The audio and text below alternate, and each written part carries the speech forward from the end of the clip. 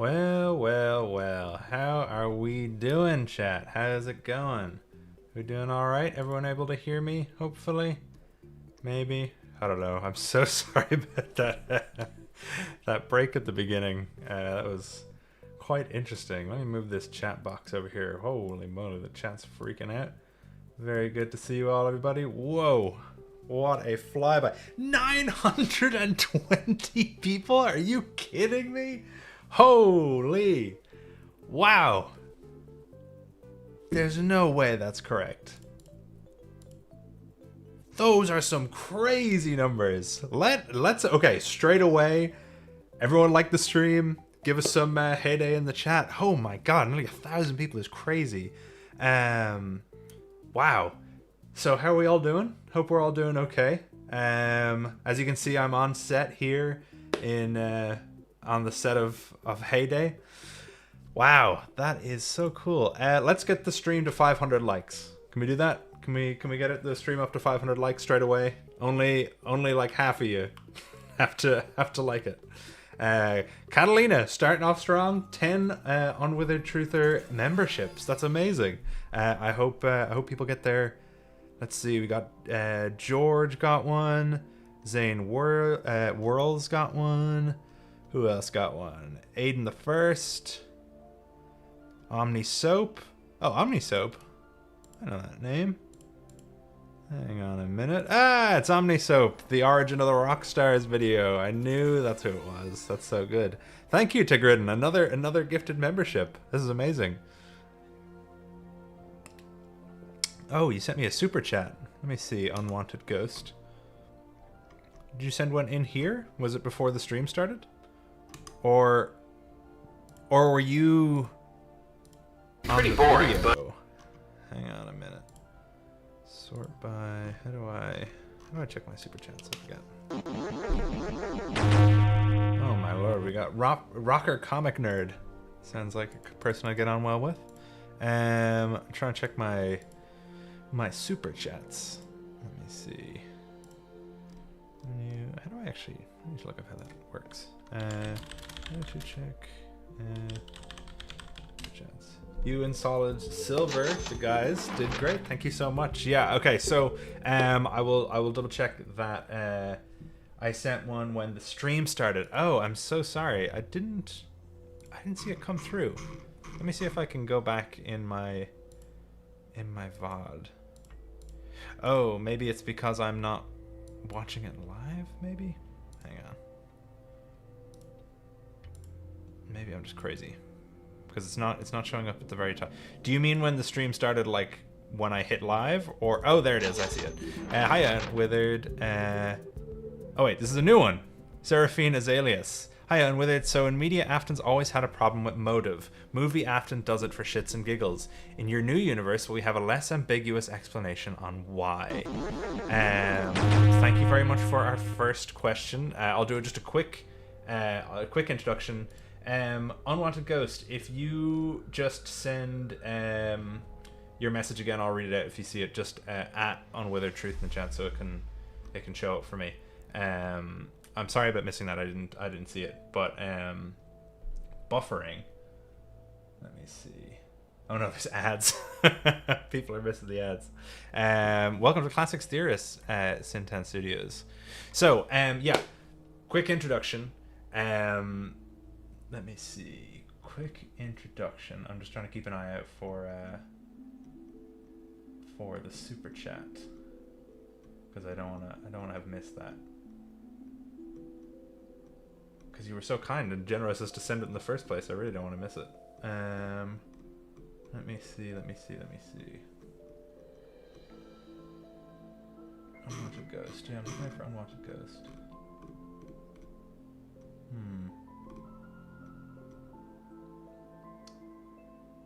I hope the ad revenue is going to your pockets. It is going to my pockets, Unwanted Ghost, but you don't have to send another one, I promise. I really apologize. I recommend turning on slow mode. Yeah, maybe there is a huge number of people coming in. Okay. First of all, welcome everybody. Today, thanks to the wondrous outpouring of support that came in from everybody after Heyday released, I really wanted to go through, address some questions, offer you the opportunity to come in. Thank you so much, Rocket Comic Nerd. $1 through Super Chat. That's amazing. We've got 14 likes on that comment already. That's great. So yeah, just wanted to go through, see if you guys have any questions. You can send them in as Super Chats. I'll be reading the chat as well, seeing. But your best opportunity for me to see them is to get the Super Chats, which are already coming in. So yeah, to answer Seraphine Azaleus, your first question, motive, right? There's obviously stuff that in this stream I won't be directly answering because I don't want to be spoiling anything for future videos. Motive is very much tied in. Oh my god, we're getting blown away with all these Super Chats. Let me see. Oh, okay. People have a lot of questions. All right. I have to keep an eye on these and not lose them. Okay. Jeez, thank you guys so much. That is a lot of Super Chats. And I did see the question that came in from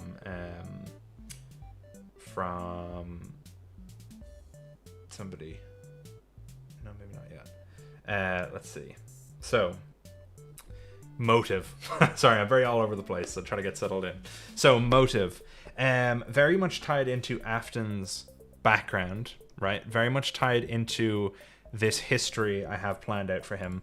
I have this kind of I wouldn't say very clear necessarily, but I have an idea of where Afton's like origins are. And I don't mean in terms of like how he started killing necessarily, but more so like his home life, his beginnings. There's a lot tied in with William. I wanted to try and focus on William as a more three-dimensional character rather than a like, and this is not saying that this is what he is in the games or the books or anything, but more so that I wanted my depiction to be very much a character with a lot of trauma and backstory, and also goodness is not the right word for how much of a monster he is, but certainly depth, and he feels positive emotions as well, and not just when he's being a super duper creep. You can definitely see that a bit more in the a week prior videos. And if any of you are watching this now and haven't seen those videos, Gibby on Horror Homestead did an amazing read through of a week prior, which is the introductory chapter or the prologue to an interactive novel which I wrote, which is set in the Reboot universe. It's set a week before FNAF Anniversary, so in on Halloween of 1993. So if you haven't seen that, go check it out. Motive then with Charlie, obviously we saw a little bit of that in Heyday, and if you did any of the ARG stuff, you might have a clearer idea as to what William's motive was for the MCI, or the Yellow Rabbit murders as I started calling them. But what I will say is, as the games develop and we learn more about Bite Victim, or David, should I say, and I mean David Afton, not David Murray, because that name was confirmed before all the God David stuff in the games. It's taken me so long to make this video, but when we learn more about that, when we learn more about how the whole Fredbear situation works, that's when we'll start learning more about William's motive more directly. Let me see. I'm going to turn down this music just a tiny bit. Let's see here. Okay, so we got a lot of super chats to go through, so I'm trying not to miss all of them.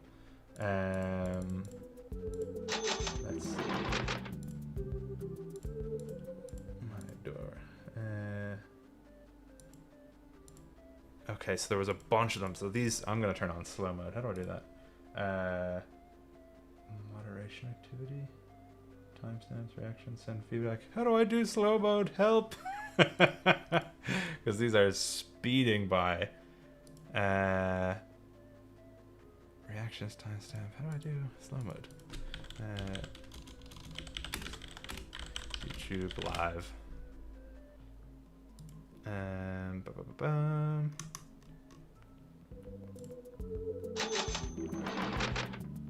more toggle moderation activity. Ah, that's what it is. Okay.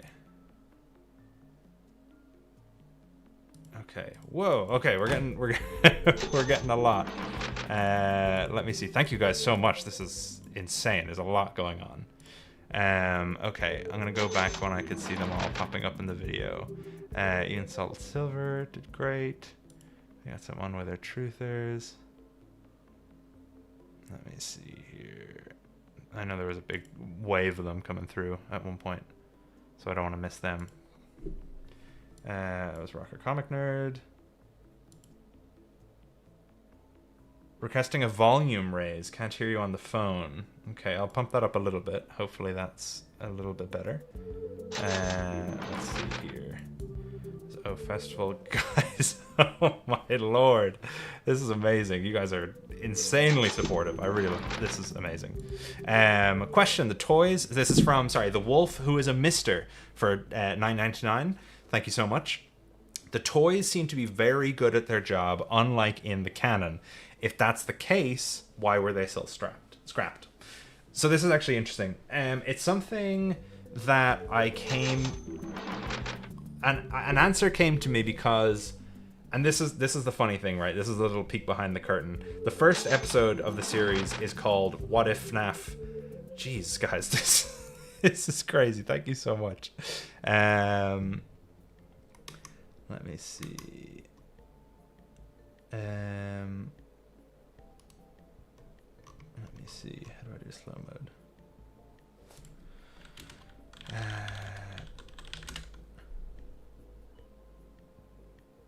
That's fine. So the toys basically are very good at what they do. They are, well, I mean, from what we can see of them, right? They are functional. Afton designed them to be so because he knew he'd need them to defend, right?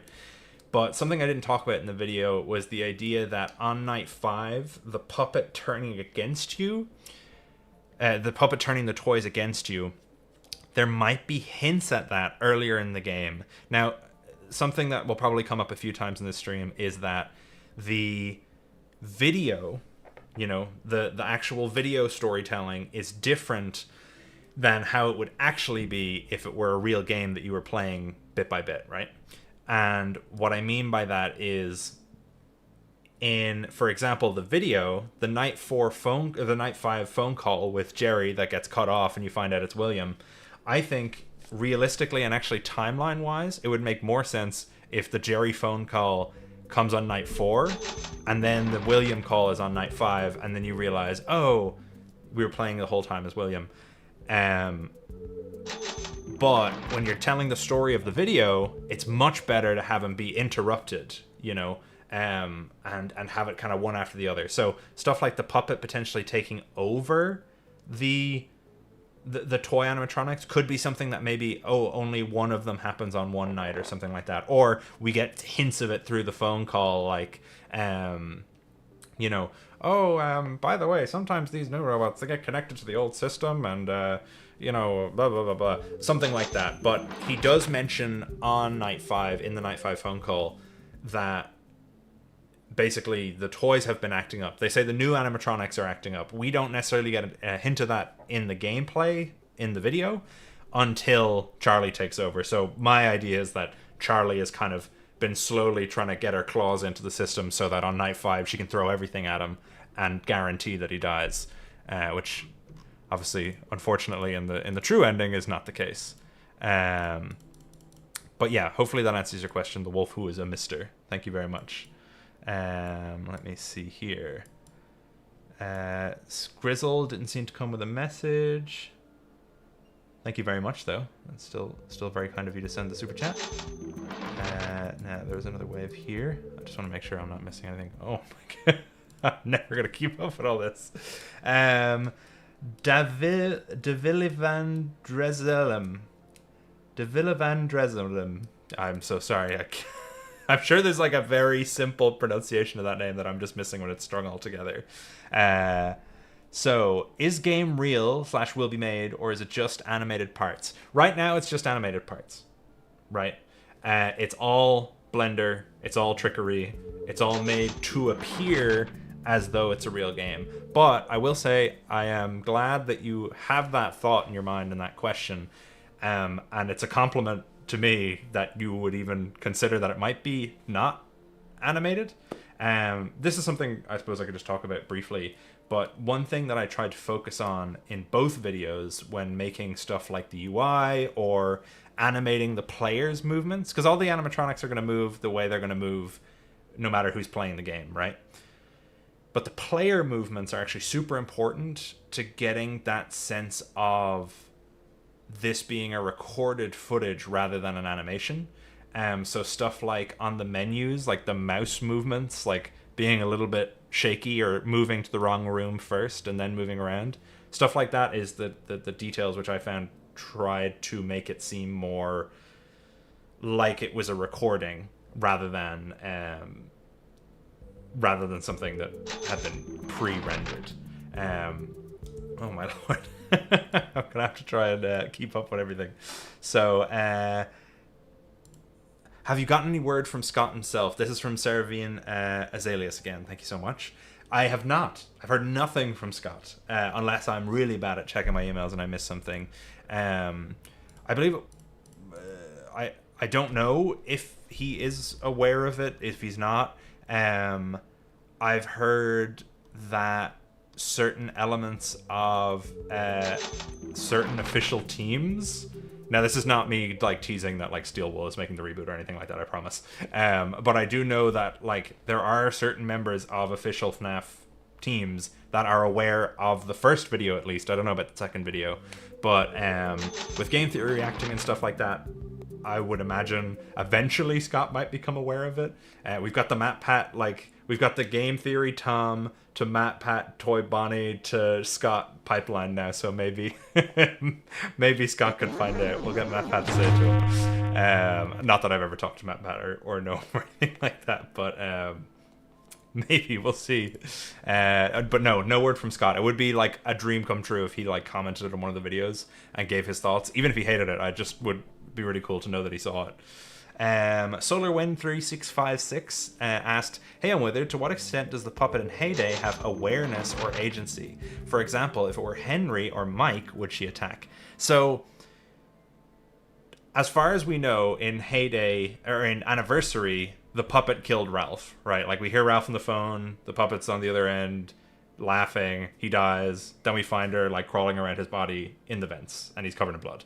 So, my take on it is that Charlie is more aware generally than the others. She has a better grasp on things, but at the end of the day she's still like an agony ghost girl, you know. She's still a ghost who's been wronged, so her anger, her violence, they're less characteristic of her true self. And she's also like a scared kid, so if there's somebody she sees as a threat, and obviously after what William did, she feels like she can't trust anybody, I see it as like she just wants to keep herself and the others safe.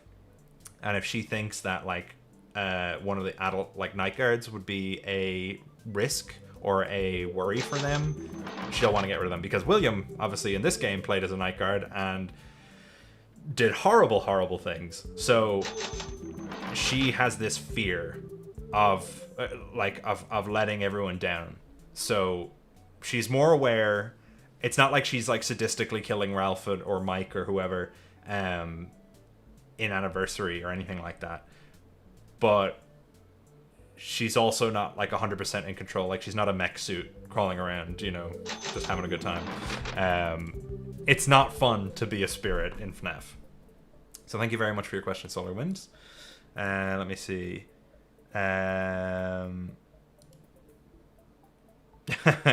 Gordy Boy 2340 spent 19.87 cents, so $19.87 on a Faztastic Andrew pizza. Thank you very much, Gordy Boy. That's great. So I got more of these super chats in here. I'm just trying to make sure I don't miss all of them. Let me see. Sinai the Excellent 3654. $5. Thank you very much. Can you go into more detail on how the maintenance salvage sections would work? Example, win fail states. How the mechanic reflect the main gameplay. Sure. So in my head, actually, it was something, I think it's kind of a mistake in the checklist I have for getting the true ending. I said, oh, you need to beat the arcade games, you need to beat Night 5, and you need to do all the memories. I should have also said you need to successfully complete each of the salvage minigames. That should have also been one of the requirements, right? So, in terms of those games, they're a little bit more cinematic. You know, maybe there's a little less... It's kind of like Sister Location doesn't have the biggest amount of wriggle room in terms of mechanics, but it would match similar to Pizzeria Simulator. So, again, it's more of a lore story thing. Like, in canon, William does succeed in salvaging the kids. I thought maybe there'd be something fun there with, like, I have in the custom night mode, you might have seen there's, like, an Unwithereds checkbox. So, maybe it's something like a reward for if you fail... Or if you succeed all of them, you get the Unwithereds. Or if you fail all of them, I think it'd be funny by giving you the Unwithereds challenge. So that in Custom Night, you could make them all have the Unwithered skin. I think that would be kind of fun. I don't know, maybe. But yeah, you want to make sure you're not shocking them more than 3 times. You have to flash the light at them the right amount of times. There's obviously a lot of back and forth from the table, or from the little maintenance console to the standing position, seeing if they shifted a movement at all.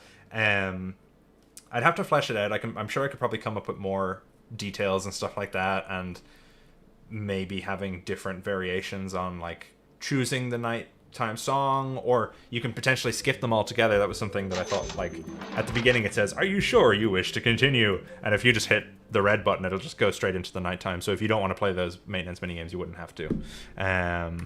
But yeah, hopefully that's a little bit more in depth. It's not... I don't know, I have a few different ideas, but I wouldn't be able to say, like, under this very specific circumstance, Bonnie can do this. I'd probably do it so that all of them were a little bit different. So they're not all just kind of sitting there playing the noise, waiting for them, whatever. I'd probably give them each a little bit more of a unique mechanic if I were to develop it further. But yeah, thank you so much for your question.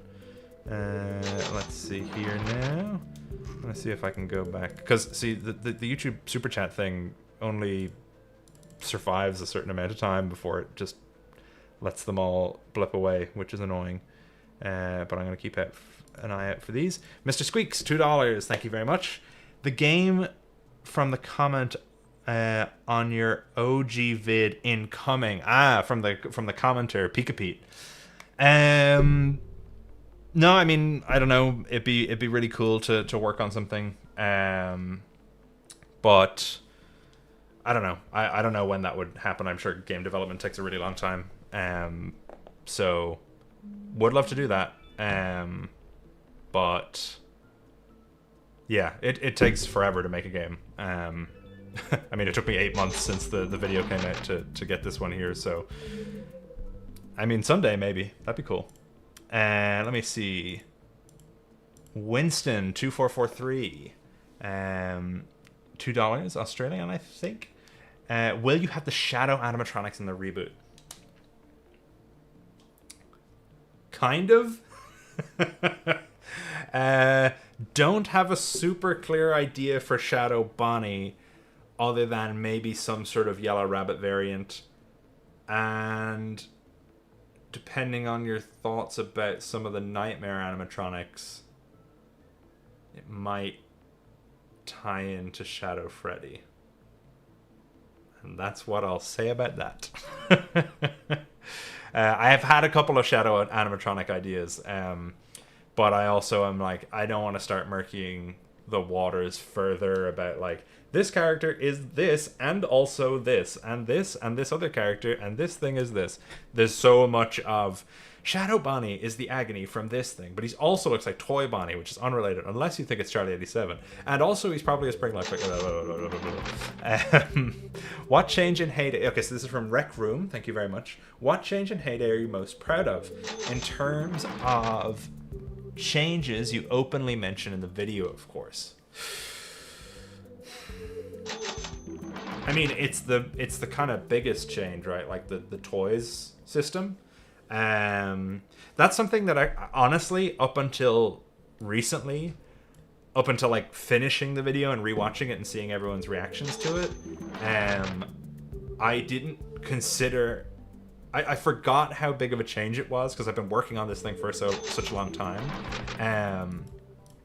I genuinely forgot, like, oh yeah, that's a big change, and it's not something that's very commonly seen. In my head, I've been thinking about that like toy system for so long that it just kind of feels natural looking at it. I think that's a big change I'm proud of, and it's something that I think people have responded to very positively. I'm glad people like the window into the stage, like the one behind me. I like the office a lot. I'm really happy how the office turned out. So that's another one. I think any of the office related gameplay changes I quite like. Like the mangle vents or the balloon popping, the hello system, all that kind of stuff I find quite enjoyable. And it would be up to playtesting to figure out if it was too much or it was too insane. Like, would you have to lose the flashlight or the mask or whatever? But even little stuff like being able to charge the flashlight on the desk, and then DD being able to stop you from doing that, kind of like classic Balloon Boy. You know, I like that idea. So those are probably the changes I'm most proud of. But yeah, thank you very much, Rec Room. Oh, story-wise, I'd be getting rid of the DCI. And all the Charlie stuff, like consolidating that. And the Uncle Bill line, people have loved. It's funny because it's like the little things that you kind of forget about after having written them already. And then going back and people are like sobbing about Uncle Bill. And feeling like, oh yeah, I forgot I wrote that to be super sad, but I've been listening to it over and over and over again for months, and I forgot that it was like a nice, well, it's not a nice moment, but you know what I mean. Let me see. Caden Kim 279, thank you very much. How many of the games do you plan on adapting? Good question. Right now the plan is 1 to UCN, right? So we have Anniversary, we have Heyday. But here's the thing, right? Actually, you know what? This is the perfect time because I've had a lot of people suggesting ideas or predicting things, and it's been really fun to see because some people have been right on the money with a few of them in a very surprising, like directly on the nose way. But this is a question and something that I've been talking to about, with a few people to see their thoughts on it before I bring it to you guys, but this is the good time to ask it. My question is, if, and this is an if, I'm not like saying, yes, this is definitely what's going to happen. If I were to combine and or reorganize any of the games in terms of release order, how would you feel about that? So, would you be okay with release order or release merges / changes? Yes and no. I'm going to put out a poll, so you can vote on this poll right now.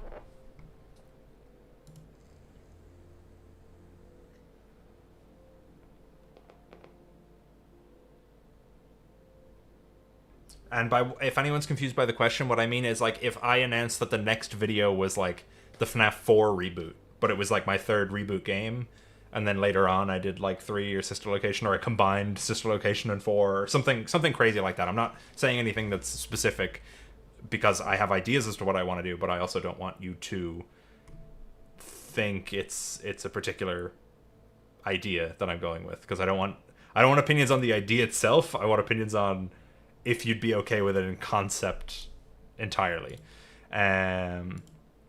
So let me see here. I've got a lot more super chats to be going back through.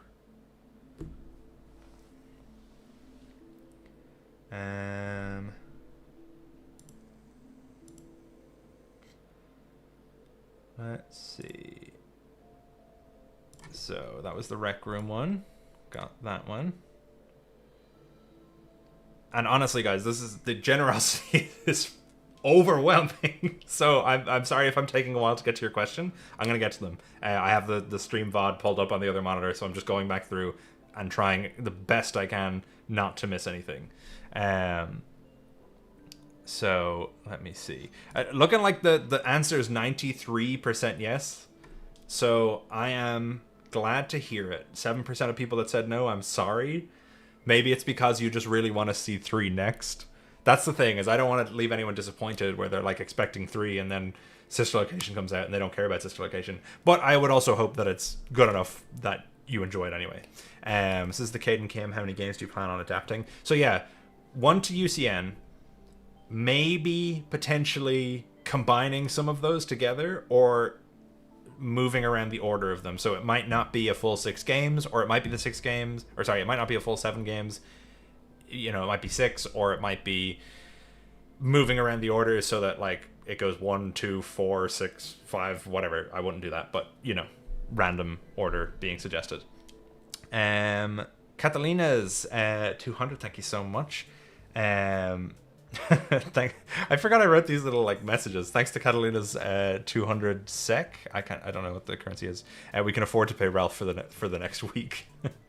Is the story you're telling now the same as you planned from the first Reboot video, or did you keep developing the story / change plans in between videos? Given your thoughts on, I imagine that says Secret of the Mimic. Good question. So I nearly started talking about this earlier, but I got sidetracked. Surprise. Yes and no, right? The whole thing about that first video, right, was what if Scott planned the timeline from the start, you know?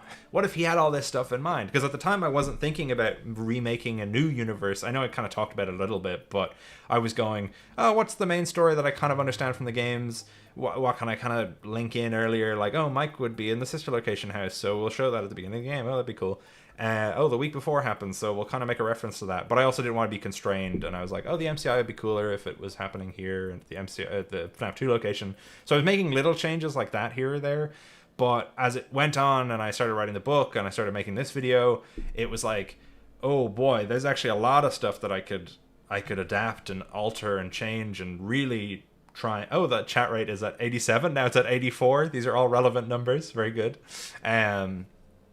So I wanted it to be pre-planned from the beginning, and there is 90% of it which has been in my head, but I'm also never afraid to go, all right, cool new idea, let me work with it. And that's not to say that I would ever retcon anything without saying it. That sounds like shade at Scott. It's not. I understand why he does it.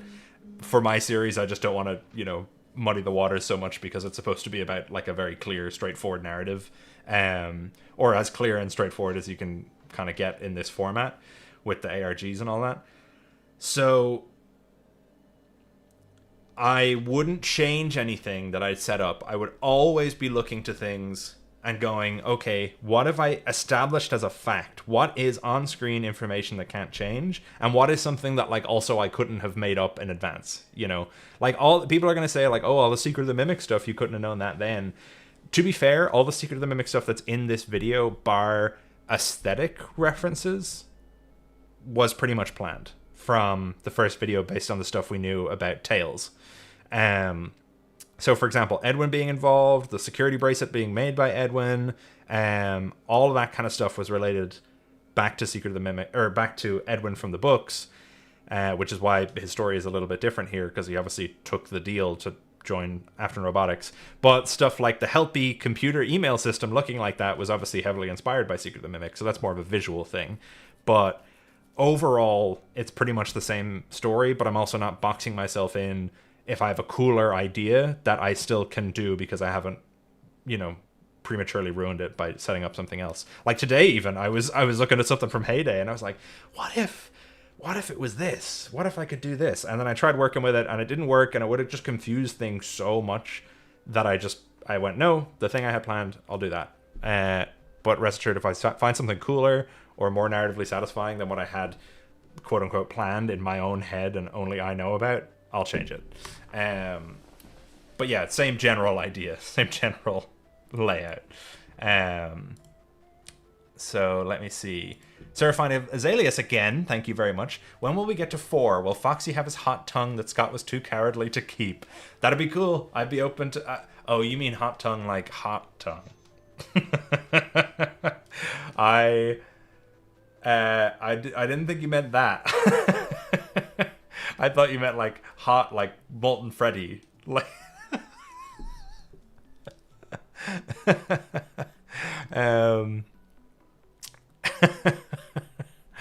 Will he have his hot tongue? I kind of like the tongue. I'd be open to the tongue. Scott said it didn't work, but also to be fair, his FNAF 4 has Foxy like in the wardrobe the whole time, the closet the whole time. So I'd be open to putting the tongue back in FNAF. Hashtag bring back tongue. I don't know. Make FNAF tongue again? I don't know. Make Foxy hot again? No. Sorry. When we get to 4, will Foxy have his hot tongue? Sure. I'll say yeah, because I like it. I think it's cool. It's a distinguishing feature. It's kind of creepy. I like it. Water break. Let me see.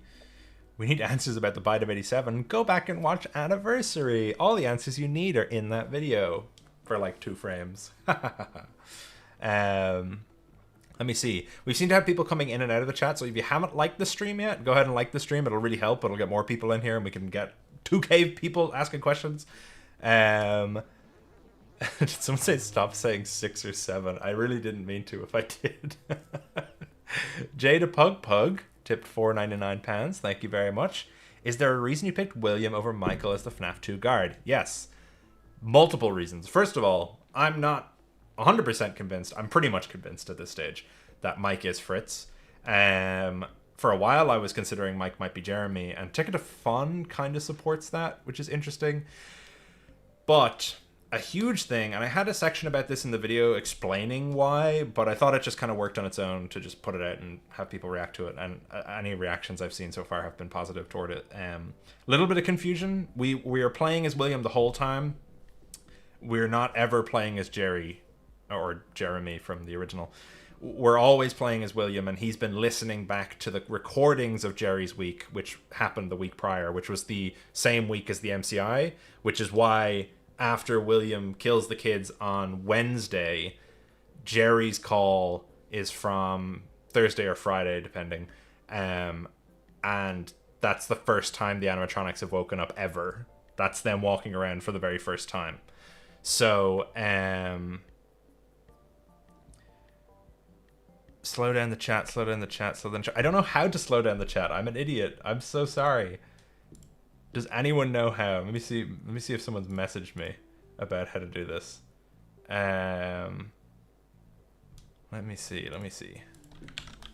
How to slow chat on YouTube.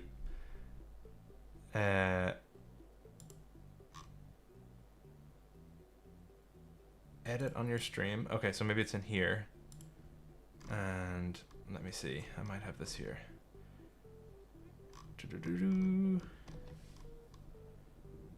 Moderation. No. Where is it? Message delay.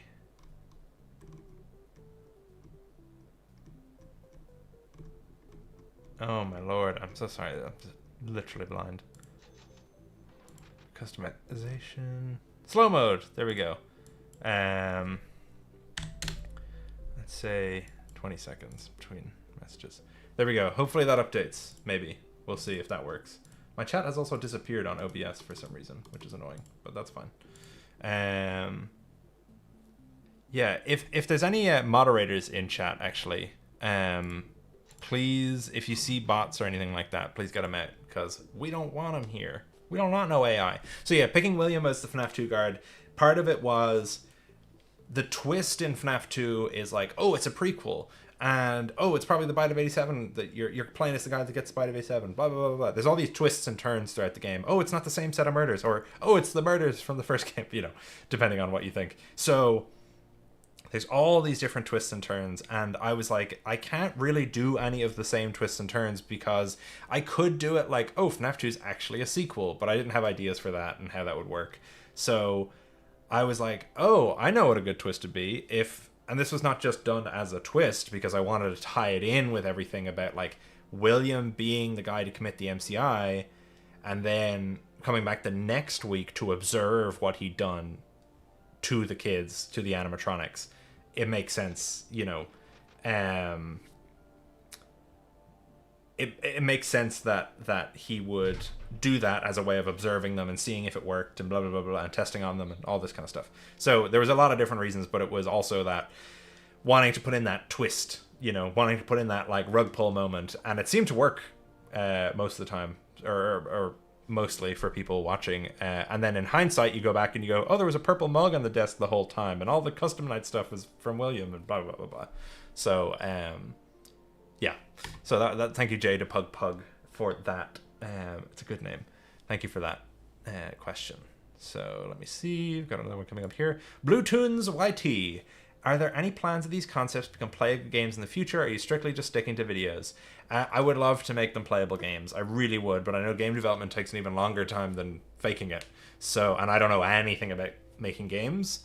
So, if only I knew any game developers. It'd be great if I knew somebody who was a game developer. But, yeah, I guess, I don't know. But, you know, right now they're videos. Right now, the second, they are only watchable as videos. So, you know, there's that. And let me see. Probably got another one here. Dakana tipped $5 through Super Chat. Thank you so much. For the memory camera placements, what were the hints? Or what was the... Yeah, what were the hints where and when to place the me icon? I got super confused during that part. Maybe I didn't explain that properly. So I don't think I went into the video if there were any indications as to where to go on the nights. I could definitely think of a few off the top of my head. But I don't think I went into it in the video, like why you would specifically go here or go there. I think it's kind of one of those things maybe of just once you figure out that you can pick up the U icon and drag it around, you're going to try dropping it on different rooms and stuff. You're probably going to try the camera rooms first, and eventually you're going to figure out which room to go to. But you could definitely also leave in secrets. Like, for example, there is the kind of hint in the arcade games, story-wise, of where to go. Like, some people were confused about the Arcade 1 Hit and Run Dead coming back. That the idea of that was at the end of the security puppet stack 'em or block 'em minigame, you hear William start his car as he drives away. So the idea was if you heard him start his car, you'd go and play the car minigame, which is kind of true of FNAF 6 as well, because you hear a car alarm in Susie's minigame and then you can go and play Midnight Motorist. Or you can see the tire tracks in the security puppet and go play Midnight Motorist. So that was hopefully an answer to your question. Hopefully that kind of gives you a bit of a clearer idea. But yeah, the idea would just be that you kind of drag it around and drop it on different rooms and see what works. So Yanverb, thank you very much, £10. Spending on a fantastic Andrew pizza. What does Ralph mean when he says that the new animatronics are acting up, since they only do that on night 5, or not? Ooh, let me see. I can't see the rest of that question. That's annoying. Has to be a way of seeing all super chats. See all super chats on live stream YouTube. Let me check.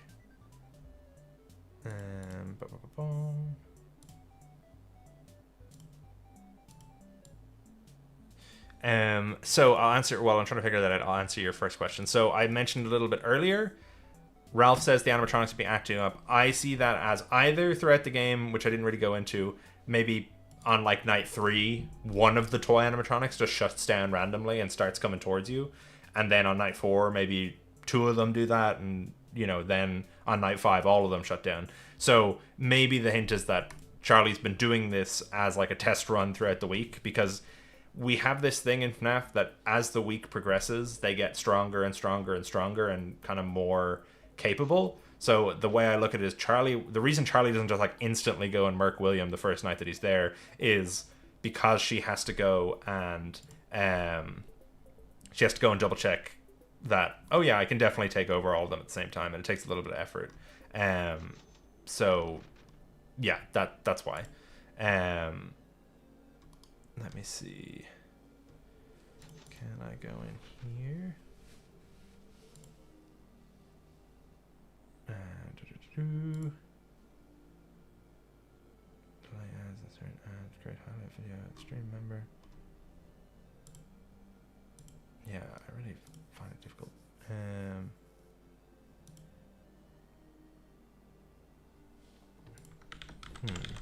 I'll keep looking for that, but I will come back and answer that question. Yeah, so, and also during the daytime, they're probably acting up a little bit glitchy as well, because Charlie is trying to make sure that they're going to be ready for Friday to murk Mr. Afton. So,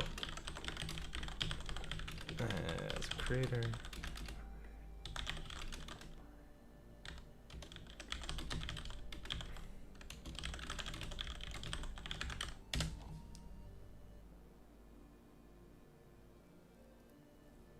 Now, let me see. Channel. YouTube Studio. Alright, I think I figured it out.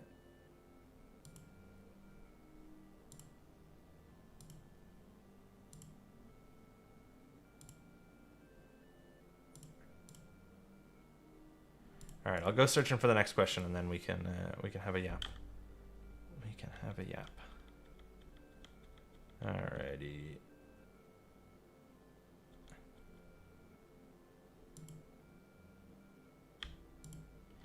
I believe this next one's about the bite of 87.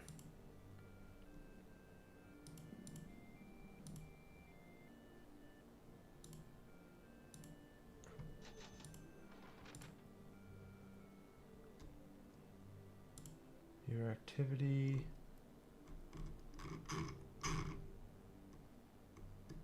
Ah, I found a way to view all the things. Yay! Thank gosh. Okay. Now.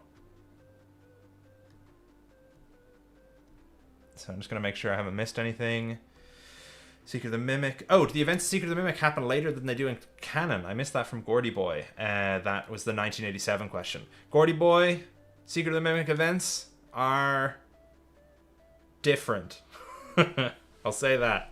They don't happen exactly the way they do. They would happen a little bit later. Or some of the events would happen later, and some of the events would happen way later. That's what I'll say. At least the way I've thought about them so far. So, this game from the comment, Shadow Animatronics, Heyday you're most proud of, how many games you plan, story you're telling the same, 1 to 4, Michael, concepts, memory placements, where does Ralph say, okay, 2, is Afton's leg injury in the week prior because of Henry's shot? Interesting. So, interesting. Very interesting. So if some of you don't know what they're talking about, Ralph, in the week prior, which again is the prologue to the interactive novel I'm writing, which is set a week prior to Anniversary. It's basically the rebooted week before, but you play as William. Afton has a basically has a bad knee, right? So what Janverb is asking is a tie-in to that, and also to the ARG in Heyday. If you haven't done the ARG, there is in one of the I won't give you the full rundown, but in one of the tapes, it basically is revealed that Afton was, let's say, gone into an altercation with Henry at one point. Is Afton's leg injury in the week prior because of Henry's shot? I don't want to say exactly, but I love that you are connecting dots between the week prior and Heyday, and especially the Heyday ARG. That means you're totally locked in, Yanverb, so thank you very much. Theoretically, hypothetically, this is from Definitely Not an EXE, $10, thank you so much. Theoretically, hypothetically, is there a room you get Choi Chica in by her... That's a bit of a dodgy question. I'm going to dodge that one. So, I'm sure it was just a joke, but I'll just in case, I'll move on. So, thank you for your donation, though. So, DePlonker6140. Loved Heyday. Thank you so much. How much did you focus on horror when creating the reboot? For example, characterization is far clearer, but this lessens the mystique. So, yeah. Horror is something that I'm still trying to kind of sharpen my skills on, right? My love of FNAF has always been in the story aspect. Obviously, it scares the pants off me sometimes as well. But I will say that, like, the consideration of horror has been in my mind, right? Like, so certain things like the maintenance minigames in particular, I wanted to make those quite tense. I want the lighting and the atmosphere of those to be very different. And another thing is to consider, like, how do you make it scary for a video versus scary for a game?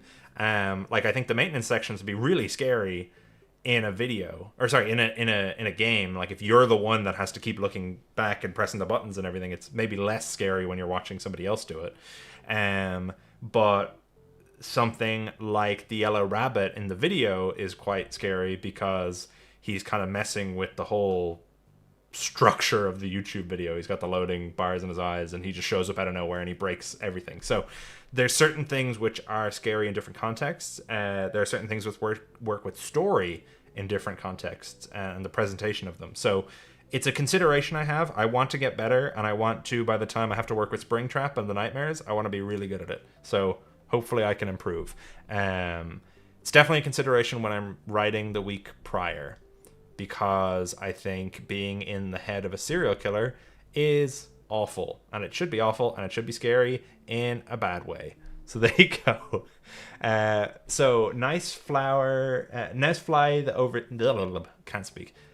Nice Flowey the Overseer, 67632. Jeez. Will Toy Bonnie do the Bite of 87 like in Popgo's Evergreen? No. Go watch Anniversary again. We know who did the Bite of 87 in the reboot. Thank you for the donation, though. Sean Cux for $5. Thank you so much. If FNAF 4 and Sister Location reboot exist, will Elizabeth be the middle child and Evan be the youngest? I would love to hear and see it. Elizabeth is the youngest child, and Evan's name is David. So Elizabeth's the youngest child, and if you look at those newspapers in Heyday, you'll notice there's something unique about this Elizabeth which doesn't necessarily come from the games. That's what I'll say. Look at the non-canon newspaper from Heyday. So, Nick Stersky 543. Where's the teaser video with Puppet and Mike? I assume you mean the ARG video from the end of the anniversary. So that was the special Fazbear prize that was given out to people who beat the ARG in the first video. And I linked it, in case anyone missed it, as one of the videos, which you can see in the little like drop down bar from YouTube, the little eye icon. It's called Your Special Fazbear Prize, and it's also in the Reboot playlist, the Anniversary ARG playlist. So you can go and watch that. I assume that's what you mean by the teaser video with Puppet and Mike. And if any of you have not watched that, go and watch it. Catalina, thank you so much again. If you do end up making this into a game and end up having to change things for the sake of working the story into a game format, which version of the reboot would you consider the canon one? Good question. These are very good questions. The reboots would therefore take place in 2 concurrent continuities. So by that I mean, if I had to make changes to the game, the next video I would make would still consider the original video the canon one, right? Or at least that's how I imagine it would be. I don't think it would be such drastic changes between the two that, like, the original wouldn't make sense anymore or anything like that. So, because basically I don't want someone who only watches the videos to get confused if something changes and it seems like an inaccuracy. Now, I could always call out and go like, oh, I made this in the game, so blah, blah, blah, blah, blah. I think I would consider them two separate continuities, right? So Reboot games and Reboot video games. Or Reboot game videos. Maybe that would be confusing. Maybe I just try and consolidate them at some point. Maybe I'll do a video, all the retcons in the latest game. Maybe something like that would be useful. Thank you so much, though, Catalina. Vizigeist, thank you. Just wanted to say that you were a fantastic writer, bro. The backstory elements of Heyday and select parts of the week prior genuinely made me cry and terrified. Keep up the incredible work, man. That's really nice of you to say. I genuinely appreciate that. Thank you so much. I'm glad you're enjoying it, and I absolutely will try and keep up the work, and I'll try and keep them to a high standard. So thank you very much, Physicized. You're very, very generous. Codename Shiva says, Unwithered Truth, what was the casting and voice direction process like for these parts? Do you just happen to be friends with the perfect cast? Yeah, pretty much. I mean, okay, so a lot of the voice casting process is happening just like in my brain, right? Like it's literally just me going, who would fit that voice? Maybe this person. I'll ask them if they can do it. Because as well, there's an element of this which is like the community-based aspect where I want this to be like a collaborative project. You know, like I'm kind of directing it, but I'm also want to include as many people as possible. So like T-Dread's hand unit makes sense, right? Like that's the kind of connection I made in my head, and I went, yes. Then there's stuff like Gibby being Detective Larson, I thought worked well because he was the one reading the newspapers. So there's a couple of reasons. He's reading the newspapers from the beginning, first of all, from the first video, which are about the thing that he is investigating. He was also the person to read a week prior, which introduced this version of Detective Larson to the games. And he's the Fazbear Frights guy. Like, he's the Fazbear Frights dissected guy. So him playing a version of Larson, or I guess Larson's uncle, worked. Direction wise, a lot of it is done through text, or I'll write up like a little script. I'll have it in a little document, and I'll say, hey there, X person, thank you so much for doing this. Here's some info on the character and on the story and what I would kind of see for each segment. Feel free to improvise, blah, blah, blah, blah. So I do that, and I would send on just whatever lines I needed, and then oftentimes I get extra lines back. Like Candy Bunny is amazing for that. She's always sending me extra stuff. Like actually the trailer that was set up at the start of this video and the trailer that came out a few months ago for Heyday, where it's Charlie singing My Grandfather's Clock, that actually came from her recording session from the first video, because I didn't request it, but she sent me on her singing that song, and I went, oh, that'd be so cool to use. I don't have anywhere in the video, but I'm going to keep that file, obviously. And then when it came to the Reboot trailer, the Reboot 2 trailer, I was like, well, gotta use that. It's perfect. It's the Charlie game, you know? So for some people, like Pika Pete, for example, I got to get into a call and actually go through each line and be like, hey, what about this? What about that? What about the other? Blah, blah, blah. Doing all those kind of back and forths. And that's my background. Like, I studied directing in college, like film directing, so I love directing actors. So that was that process. But for a lot of people, it was just trying to condense that down, because most of the time you send off the lines and you get back the lines recorded in like a month, and you go, great, and you want them to be as good as possible. And obviously everyone's open to re-recording them and changing things up if you need them to, but you want to avoid that as much as possible, because you don't want to be taking up people's time because they're providing themselves for free to the project. Sheep is Anvods. Oh, a new member. Welcome to the Unwithered Truthers. Thank you so much. Kazmark GL8652. $5. Thank you. Since Edwin was introduced in this video, I need to know if Edwin Murray invented the concept of recycling in your universe. Edwin Murray invented recycling. Oh gosh. Did Edwin Murray invent recycling? This is the bad universe, so I'm going to say William invented recycling in this universe. Thank you very much for your question. Cupcats JD7YZ says for $10, thank you. Personally, I love Shadow Freddy and Shadow Bonnie. May I ask for your thought process of cutting those two and why adding what seems to be the Into the Pit Bonnie in particular? Thank you so much. Thank you. So I completely understand loving the shadows. They are quite cool. They're very mysterious. They're one of the few things in FNAF which has remained quite mysterious over the years. Like, we've come to know so much about the regular animatronics and the fun times and blah, blah, blah. They lose a little bit of that mystique that somebody was speaking about earlier in terms of horror. And Shadow Bonnie and Shadow Freddy have kind of kept that almost to a frustrating degree where we just know nothing about them. And I'm not saying I'm completely against it. You know, maybe I'll figure out a way. Shadow Freddy is an interesting one because he's kind of tied into Nightmare. And so Nightmare being its own thing, or it's connected or whatever. You know, I don't want to clutter it too much. So when it comes to cutting characters or cutting content, like, for example, the DCI, that's a choice that I make when I'm going, okay, what do we use throughout the series, right? What comes up again and again and again? The MCI. That's always coming up.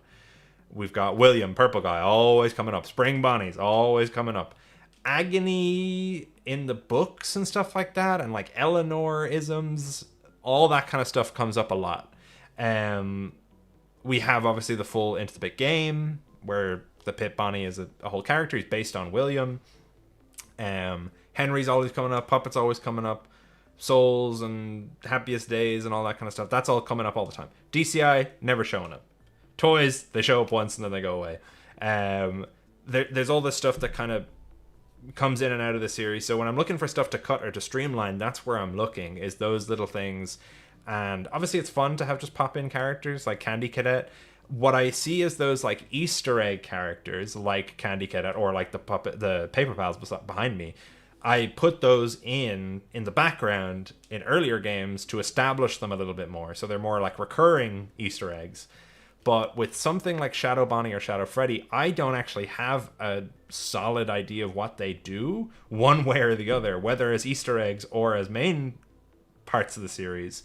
So while I may get there and introduce them and do something with them, right now with FNAF 2, I didn't have any particular idea as to where they would fit. So I didn't want to just like jam them in there, you know. It wouldn't have felt right. It wouldn't have felt correct for what I was doing.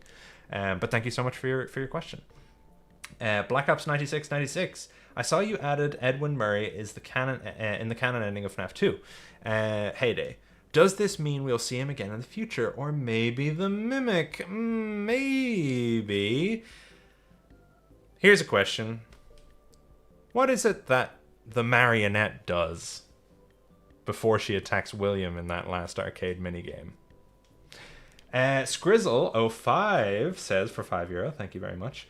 So unless I'm misinterpreting what you said, why was the safe room on the cameras? Didn't William use it because it was hidden, or was that just parts and service? So that was the safe room. Why was it on camera? A couple of things, right? First of all, this is in my reboot canon. Like, if we kind of import the same safe room rules, I think that the safe room got closed down and shut off. Obviously, it was already off camera always, but stick with me. It got shut off and closed down because of the MCI. So the safe room in this version is still that place for keeping all the different inactive stuff in the background, and like as a place to go if there's a bleed out or whatever with Springlock suits. It's kind of a holdover from when this building, and I reference it briefly and maybe people didn't notice, this Heyday building used to be Freddy and Friends Juniors, and then before that was Fredbear's. So it's Fazburger. The idea was before Fazburger, but it's Fazburger in the reboot. So there's a lot of reasons for that safe room to be there that don't necessarily directly tie in here, but having the cameras there, it ties into the whole like William having to cover stuff up thing, that whole angle. and then him closing it off is also a way of him protecting himself and shutting off the cameras and deleting those camera systems and blah blah blah blah. So by FNAF 1, it's working a lot more like in the other games, but in Heyday, it's more like another one of the rooms that's for unused equipment, whereas parts and service I'd see it as more of like an active where they're repairing the toys kind of thing. Let me see. So thank you very much for your question.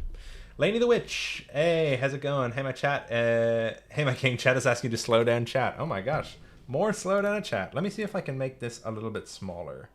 I might be able to. So with, I'm gonna actually just times 2 this.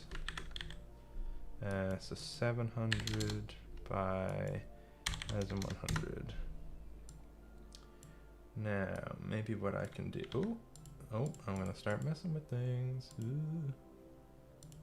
Alright, let's see if this is going to work any better. Because I think maybe part of the reason that people want to slow down chat a bit more is how much of it is on screen. So you're just kind of getting blasts of stuff.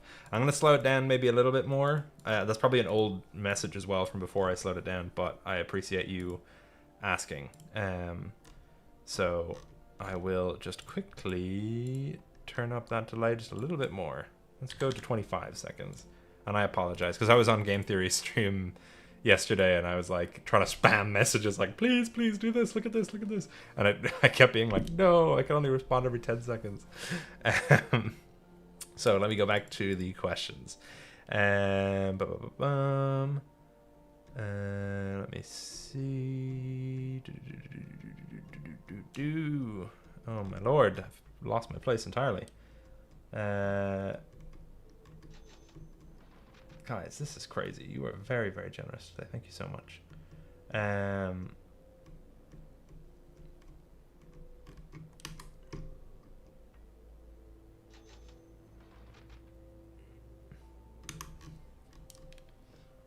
Oh my lord. Janverb. Well, tiny idea. Okay, here we go. So thank you, Laney the Witch. Janverb, again, thank you. Do you plan on making FNAF World Reboot eventually, or you leave it out of your canon? I will not leave it out, is my answer to that question. Sauce's Beston, thank you very much, $5. If Scott did Reboot, would you still continue with yours? Yeah, 100%. Also great video, man. Love to see BTS. Thank you so much, Sauce's Beston. Yeah, if Scott did Reboot, I'd still make mine. I think I'm having a bit of fun making it. It's a good exercise, creative exercise for me. People seem to enjoy it. So there's nothing about mine that's necessarily being like contingent on the fact that there is no reboot, because you can always reboot something twice or 3 times or 4 times or 5 times. I think it would maybe draw a little bit of this special factor away from my videos, maybe, depending on if they were good. Like if Scott made them and people loved them, then yeah, maybe my ones would fall a little bit out of favor. But I also think it's just fun to have a new, fresh universe. At that point, I'd stop calling it reboots, and I'd start calling it like AU or something like that, alternate universe or something. But yeah, that's a good question. Leonardo Brando Alves Bedin, 784. I'm so sorry. What is Edwin's deal? We know MCM is dead after 1979 in canon, and Murray's fate is unknown, but he works for Fazan after his company died. Well, remember, this is a different continuity, so maybe things went a little bit differently for the Murrays in this universe, but I don't want to say too much. Antimatter Production, I don't really have any questions other than if you have any ideas for the FNAF 4 reboot yet. If not, that's fine. Just wanted to say I've loved watching the videos and doing the ARGs. Thank you very much, Antimatter Productions. Yes, plenty of ideas for the FNAF 4 reboot. You can get a little sneak peek story-wise as to what I'm thinking for FNAF 4 reboot in the week prior, or a week prior, over on Gibby's channel, because I talk a lot about FNAF 4 stuff in that, just because it's naturally very important to the William story.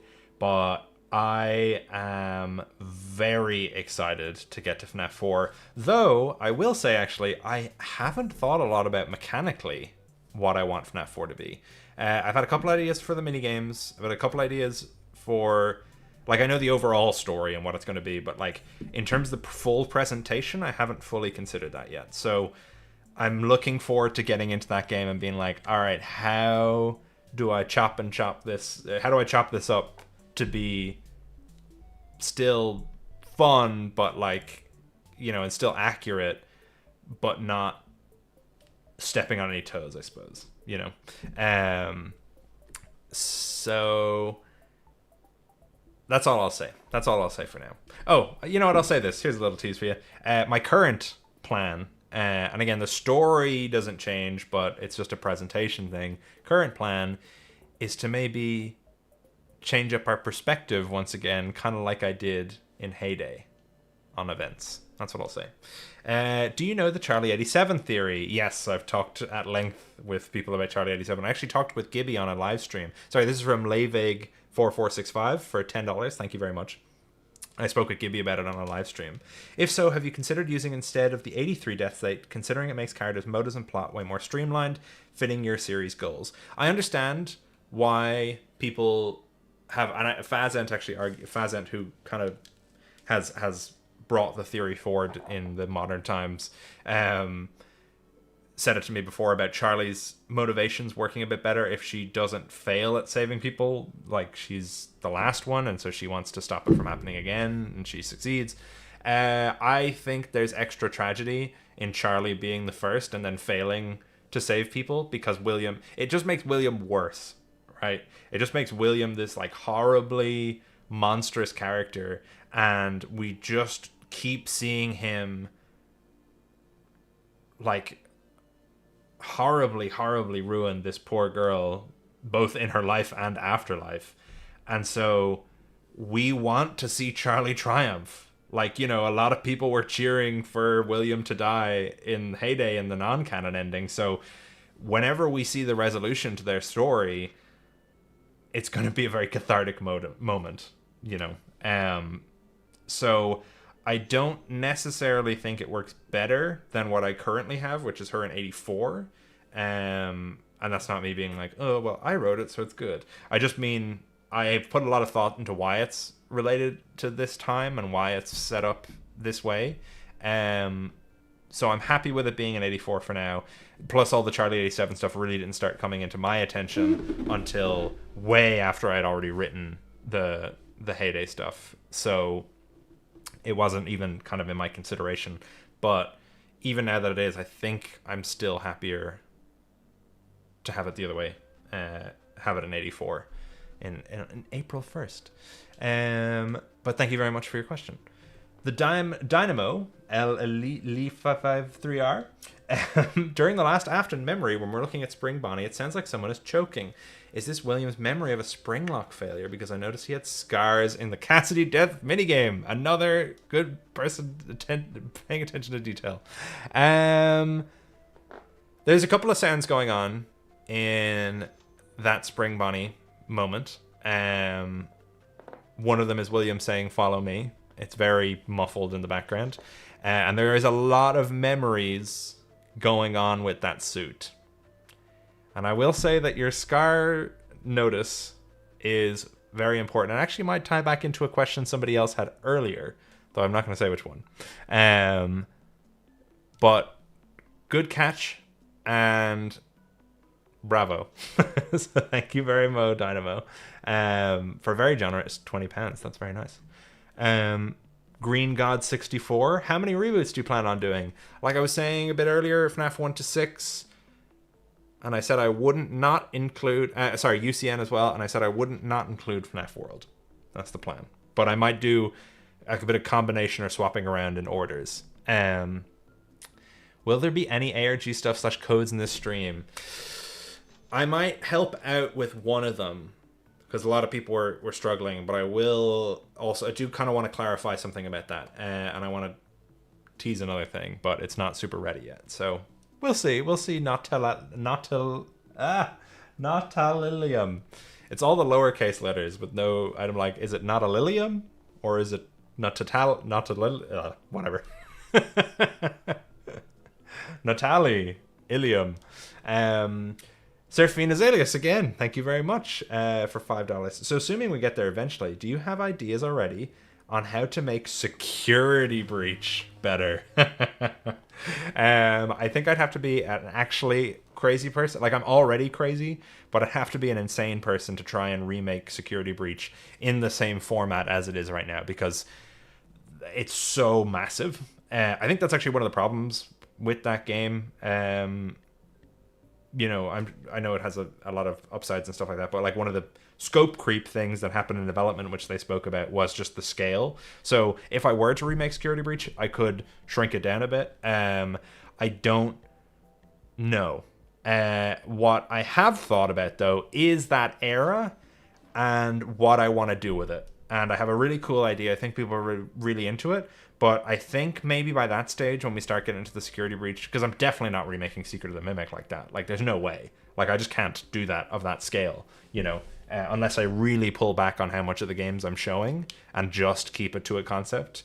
Because if someday I do make the games into reality, I can't then make those games real. So I don't want to set a precedent. But I was thinking maybe what I could do is after the UCN kind of wrap-up story, that maybe I could continue the universe either through more books or maybe through animations or, I don't know, podcasts, more ARGs, I don't know. And maybe that's how I tell the kind of Security Breach era story. And it kind of ties into an idea I have with it. So, you know, do my own Tales from the Peaceplex or something like that. Ernesto Castillo 4896 asks, "Hey Unweathered, how old are the characters in the reboot?" I don't know which characters you are asking about. If you mean the Freddy's gang, so the Unwithereds or the Withereds, they come into existence in 1983/84. They're not publicly viewable till 84, but they're built in 83. The Fredbear animatronics, like Fredbear and Spring Bonnie, are from the 1975 onwards, and I'm only saying dates that I've like had in stuff already, right? So Spring Bonnie and Fredbear are from 1975, and then the toys are built in 1985. The Fun Times are an interesting one, so I can't get into that. But the characters, if you're talking about like Michael and stuff, Michael is 15 in 1983, so you can do your mathematics there. I have actually a document which I was writing in today. This is like, you know, when people say, you know, does Scott Cawthon have a document with all the answers in it? It's like, I have that. I literally have that. Not just one document, but I have, like, you know, on my external stuff, on my external drive. William's born in 1943. Michael is born in 1968. Charlie's born in 1976.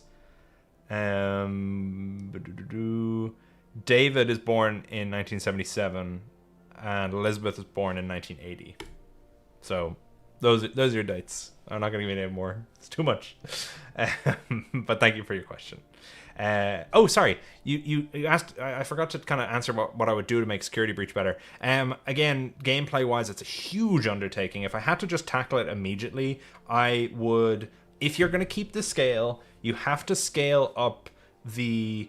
You can't have it be the building that's the size of the planet and not have more than 3 robots that like come after you, because that's, to me, it was like, we've got this building which is like a monument to Fazbear as a company and has like element, because like now we've done the whole VR games or real games or everything's a game and not a game at the same time.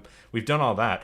Why is the Pizzaplex not like this Disney World like smorgasbord of different eras from FNAF?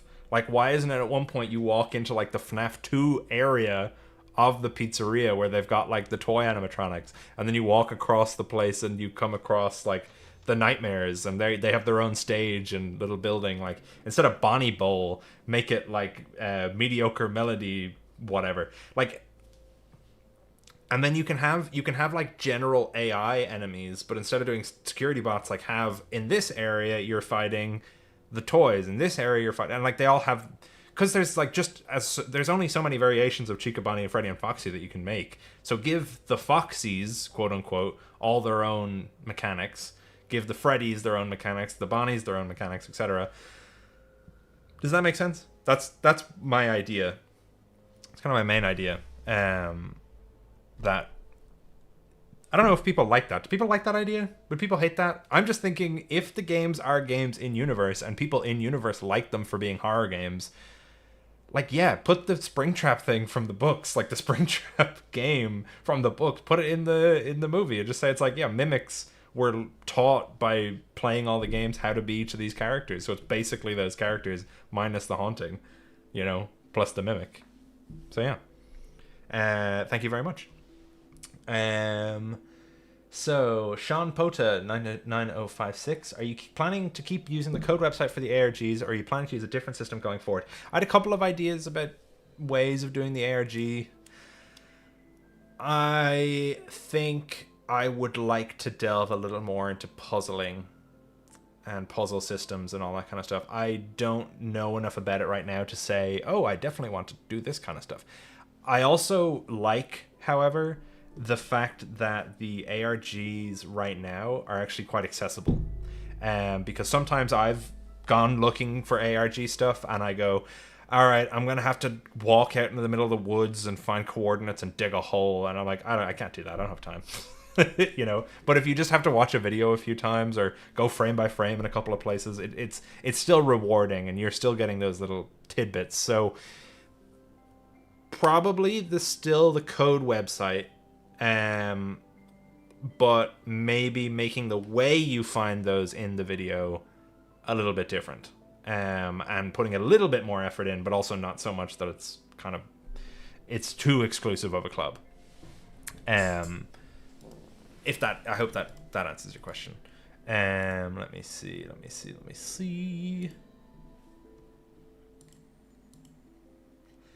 Anyone watching, if you haven't liked already, like the stream now. Let's try and get the stream up. Even more likes. We're already over the number of likes as there are people watching, but please try and bump it up. That'd be so cool. Thank you very much. Badating and Valak should collaborate with you. That'd be really cool. I'd be totally down for that. I love watching both their animated stuff. So I know a lot of people were saying like Valak should react because he does reaction videos. Actually, that's something I wanted to say.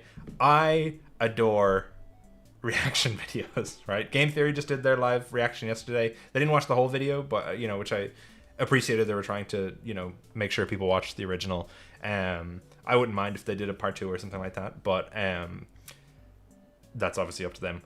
But if there's a particular reactor or YouTuber that you want to see talk about these, and I don't even necessarily just mean reactors, right? Like, because there is somewhat theorizing to be done, or predicting to be done, or analyzing to be done with Heyday and with Anniversary together, and with the week prior. So if there's somebody that you find as like a really cool creator that does content about other content, whether it be games or other people's videos or whatever, let them know, because sometimes people will at the start of reaction videos go like, oh hey, a lot of people in the comments wanted to see this, so I'm going to check it out.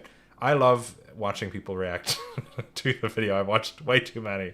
It's purely ego, but it's really fun to see people react to it live. That's just my favorite thing, is seeing, oh, they got that little thing, or oh, they liked that little section that I spent like a month working on. It's nice. It feels vindicating.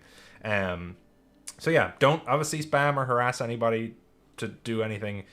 Just if you want somebody to do something and they are open to suggestion, they also like people commenting suggestions, just say, hey, go check out the Unwithered Truths video, or make a theory about the Unwithered Truths universe, or whatever you want to do. Obviously, I can't make theories about my own universe, and it's obviously not a particularly fun subject of people to make theories about a fan universe. There's enough to talk about with the main one, but if you were interested, reach out to people. M90's Animations 56 says, what happened with the bytes? Is the byte of 87 and 83 one and the same or not? No, they're not one and the same, neither in the games nor in the reboot. In hindsight, I probably should have just got rid of that byte of 87, but it was so iconic, I just couldn't do it. So it was also because there was so much of the week before DNA in Anniversary that I was excited that we kind of got a lot of 87 stuff in that. So the byte of 87 did happen in Anniversary, did happen in the reboot universe. It was different to the byte of 83, and you can learn a bit more about it in the reboot or in the Anniversary video. And I will say there is a reason why there's 2 bytes and why they're separate and why they're caused the way they are. It's not just random, as some people think it is. Tidal Torrent, Tidal Torrent. This is what I'm saying, all the one words lowercase, for $5. Thank you very much. The buffering of the eyes of the secret animatronic was a really inspired choice for the video. Do you have any ideas that how that would look in game? I think in game you'd do something like you'd go back to the main menu or some shit. I don't know. Something along those lines would be fun. Or you would have like the UI on the screen come up, or the model would disappear, or like the normals would turn inside out, something like that. You could do something weird with it.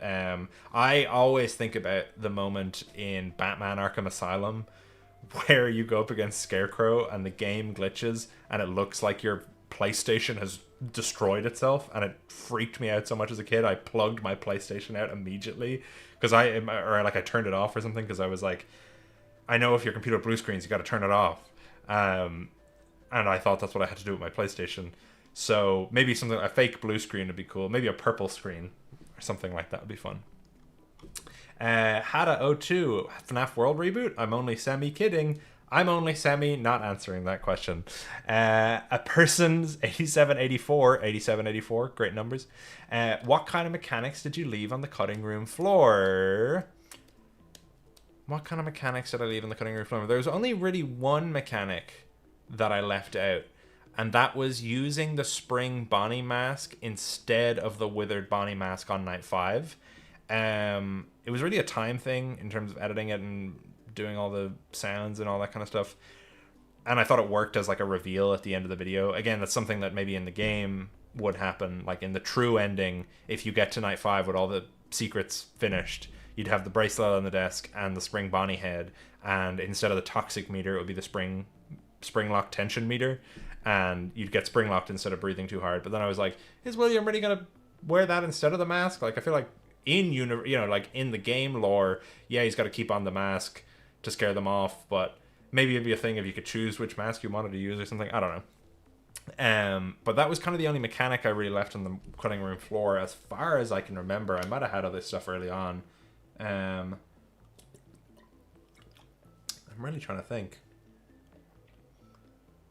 I don't think there was anything that I left out, but there was something else I did cut, and it's like my first fully finished cut content from something, like a deleted scene, which I'm planning on releasing at some point. It wasn't a mechanic though. It was something that took a lot more time to make. Farah No Game asks, could future animatronics / characters get new models and designs, especially if you get to stuff like Springtrap and Pizzeria Simulator or other designs that need a bit more attention? Yeah, I've tried to not do that as much as possible, and I don't want it to be like one character is inaccurate. But if it was something like Springtrap where I'm just like, there's no reason to keep that, I'd just make it like a burnt Springtrap or something like that, However, I've had ideas about the fun times, which I won't get into, but I've had ideas about them. See, the problem is when you start to change models and designs, some people can be very attached to those models and designs. Like Scraptrap, I feel pretty confident that not many people would miss them.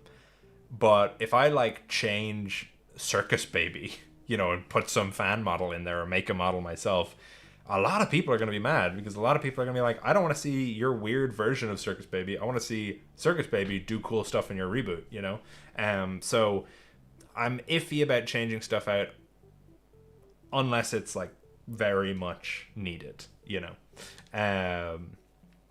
So let me see. What this is from a random person that commented 2121 2121. What 21? That's someone said to me the other day that 6-7 is the new 21, and I felt like so old. What is Into the Pit Spring Bonnie's role in the story? It feels strange having everything be kind of grounded, and there's this one outlying piece of book lore. Good question. That ties into. I was literally on a walk before I started the stream, and I was thinking about the mechanics of certain things, not game mechanics, like story mechanics of certain decisions, and trying to flesh them out a little bit more before I go into them in the future. But like, it definitely is an outlier, and I don't want to necessarily go deeply into what the ideas are yet, but I will say it's trying to further or more closely weave all of the kind of agony supernatural stuff from the books into the game's lore. And we didn't get much of that in this game. Actually, the cut content I was just talking about deals with that a little bit more. And I really like all that stuff. I like the FNAF magic system, right? And some people don't want to call it magic, but you know, the fictional rules of the FNAF universe I find very compelling. All agony and all that kind of stuff. So I've got so many ideas. It's just that we haven't yet spent any time with William, except in a week prior, to really understand during his like the peak of his experimentation, to understand exactly what's going on. But yeah, so I'll leave it at that. But thank you for your question. Zyda M242 asks, how does it feel to be a creative genius? Awesome. No, you're very kind. I would not call myself a creative genius. I would say that I really enjoy telling stories, and I'm very lucky that Scott created a very solid foundation upon which I could come in and go, I would actually do it this way. You know, it's one thing to be me 10 years later and go, narratively, it's been more satisfying if William did this. And be Scott in 2014 on his own, making an entire game and trying to figure out like a lore and building it as he went. So I really appreciate it, but I'm far too Irish to to accept such a compliment. Inanum Games, thank you very much. Why does the marionette turn off with the music box? Is it a leftover from a previous function? It is leftover from a previous function, and I will refer you back to a question I answered like an hour ago, which pertained to what the puppet did before it attacked William in that last minigame, in the One Nerd Army minigame. Left 4 Dead 2 Gaming. Will there be more book characters? Eleanor, Agony, etc.? Maybe. No, definitely. 100% there's going to be more book characters. Who do you think I am? I have to include book characters. I'm not saying I'm going to have Eleanor like show up at Sister Location or anything like that. That would be more like extra side content if I wanted to do something along those lines. But yeah, definitely Agony, definitely other book characters. Some of them small, some of them a little more important. But thank you for your question. Left 4 Dead 2 Gaming. Rec Room, thank you very much again. Saying right now that you've proved your writing skills and that most people would think you do what you feel is best for the story. Thank you. I appreciate that, Rec Room. It's just always a question of like, who am I gonna tick off? Because I feel like I'm balanced on a knife's edge of, you know, wow, this is great, until he changes everything for the worse, you know, until people really hate it. Because maybe I'll get to a big reveal that I think is cool and people think it's silly. But that's the risk you got to take with storytelling. You can't play it cookie cutter, or else you're just going to say nothing and do nothing. Dags, thank you very much. The series has been my favorite ongoing thing on YouTube for a really long time. Keep killing it. The effort you're putting in is astonishing. Thank you, Dags. It's funny that you say that, considering it was one video up until like a week ago. But that means a lot to me. It really does. It really means a lot. And I hope you continue to enjoy it. I hope it keeps going for. I hope it's not as long a wait for the next one, but I also cannot promise that it won't be. So whenever the next one comes out, I hope you enjoy it as well. Crash Bandit. Any thoughts on the FNAF 2 movie trailer? I'm excited. I'm also excited. Looks cool. I heard some discussion about what Charlie's up to in the trailer and why she's screaming on that stage and crying and all that kind of stuff. I think what we're seeing there, because there's a shot of her holding the kid who I think is going to turn out to be like a crying child kind of vibe, or like a different version of Garrett or something. And she's carrying him out on stage, and then the next shot she falls to her knees, but he's like Gollum crouching on the edge of the stage. I think what we're gonna see is Charlie, the girl, when she possesses the puppet, or maybe, okay, so there's a couple of ideas. Potentially she's already possessing the puppet in that scene, and we're seeing the scene from her perspective where she looks like Charlie, but then they'll cut back to the audience and the puppet will be on stage, you know, just looking around. Or the kid in her arms is a ghost and no one else can see him. Or some combination of the next couple of things. I don't know. Very excited. Very curious what they're going to see, what they're going to do, because, like, it was even funny just reading those little newspaper clippings in the trailer and then comparing them to the newspaper clippings that I'd written like only a few weeks earlier for Heyday, you know, and being like, hey, that's kind of like what I was doing.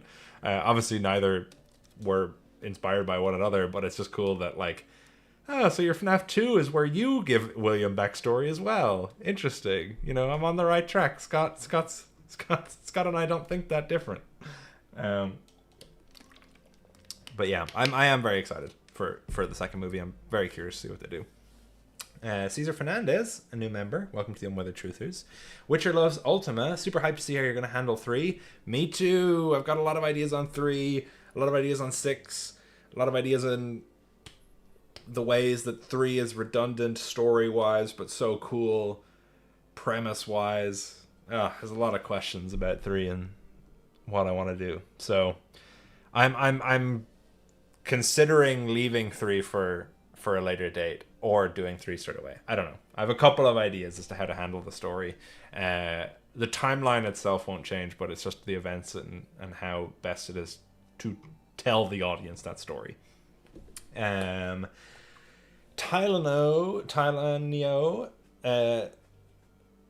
Yofi 674. Thank you very much. 1, why did you change Jeremy's name? 2, why no Shadow? I talked about the Shadows already.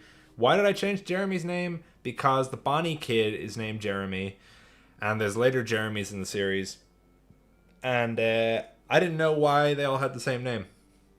And I didn't care for it. So I find reused names very baffling if they're not important.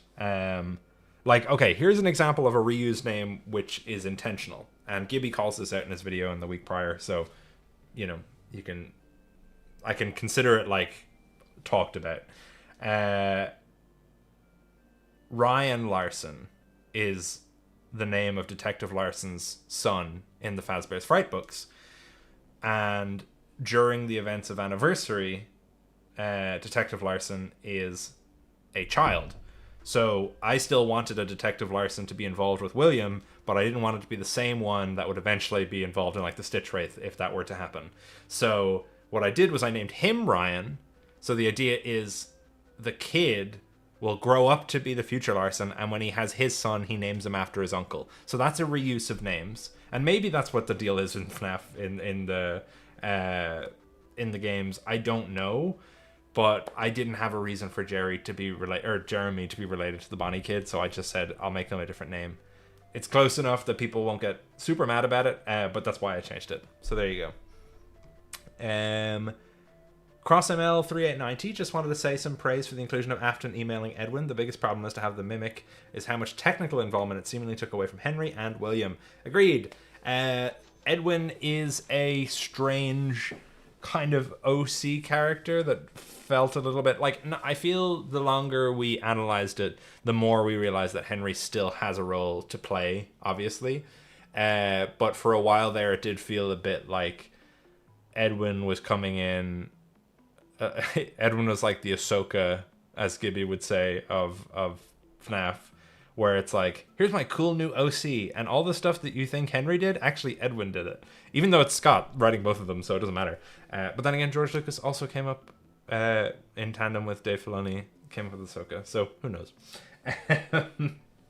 But yeah, I want Edwin to have a role, but I don't want him to supplant the Edwin or the Henry William relationship. All three of them have a relationship to one another, but none of them overwrite that main core relationship between Henry and William, which is the kind of focus of this era of the series. When you say up to UCN, does that include FNAF World on Uniform? I've been cheeky and avoided this question multiple times already. So I'm going to avoid it again. One Hendo 4. Welcome to the Unwithed Truthers. Super cool. Sorry, that was Okie Wood, by the way. I asked about UCN and FNAF World. Super cool 9937. What color were Circus Baby's eyes in the poster? I couldn't tell for certain. Or is that not a detail we're supposed to be able to determine yet? This is a good question. I am going to... let me pull up the poster in front of me and then consider if I want to show off what color they are. Actually, you know what? You can't even tell them the... let me see. I'm going to hope this doesn't leak my bank account or some crazy stuff. Okay, let me see here. Oh, that's Blender. There we go. That's not what I wanted to show. Let me see. Where is this? There's a little behind the scenes of where I am right now. How do I show this? Window capture. There we go. Hang in there, baby. Isn't she cute? Isn't she nice? She's like the hang in there cat. The hang in there baby cat. You know the one. So, can you tell if those are green or blue? I don't know. I mean, what I will say is there is an answer. There is an answer in the video as to the question you're actually asking. But yeah, man, I was so happy when I came up with this poster, by the way, because I actually had another one. Oh, I didn't have it rendered out. Oh, that's annoying. I did this exact poster, but with Funtime, and I wrote the text "hang in there, comma baby," and I went, wait a minute, how dumb am I? Wait a minute. Hang in there, baby. It's got to be Circus Baby. And if any of you are wondering what she's doing, look up Hang in there, baby cat poster, and you'll see that this is a very direct reference to it. Let me see. Okay. So, back to the questions. But thank you. X6568 Tank. Just a small question. How would you balance Heyday systems if it was real? Because there are a lot of overlapping gameplay systems. That would be a playtesting thing. Obviously, the Night 5 non-canon ending, you can see how hectic that gameplay is. The thing is, a lot of the systems, I think, are something that you might only come across once or twice in the night. The flashlight you can kind of avoid using if you balance your other systems well. Basically, the worse you're playing, the more systems you're going to have to engage with. So I'd have to do a lot of playtesting if that were real to see, okay, is the mask really necessary? Is the flashlight going to be useful? Is this, is that, blah, blah, blah, blah, blah. Or am I just better off saying, okay, let's scrap that, let's scrap this. I like the toys system, I like the marionette system, I like the vent system, and I like the hello system. A lot of people have provided really cool alternatives to the Balloon Boy stuff. I think the hello system works, but I think it could do with a few adjustments. So I would really have to be able to test it and see how it actually feels to play. Like if it is just a mad cluster flunk, I don't know, Kids Bop version of the stream. Astrid9920, hey, so what's up with the 14 captions during the yellow rabbit jump scare?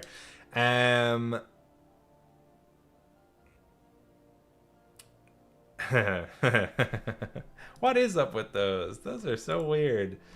I guess I'll say that a lot of people have struggled with that particular code. There's a code hidden in that part of the video. The 14 is a hint of how to solve that code. A lot of people have gotten half of the code, and then in a thing that kind of surprised me, didn't get the actual code part. And what I would say to people is, if you got half of it, you're exactly right. Just do that again, but for the other half. That's my answer. If you've seen the April Fool's video, though, with that code, you don't have to see that. But I do recommend trying to do the codes in ARG form, and they also link more nicely, storytelling-wise, if they're all in ARG, in Heyday. Thank you very much. Alder of Trees. By the way, I've noticed very minor inconsistencies. In the Heyday vid regarding the spring locks, it says disengaged while it's in the suit mode. Was that just a minor mistake in the script?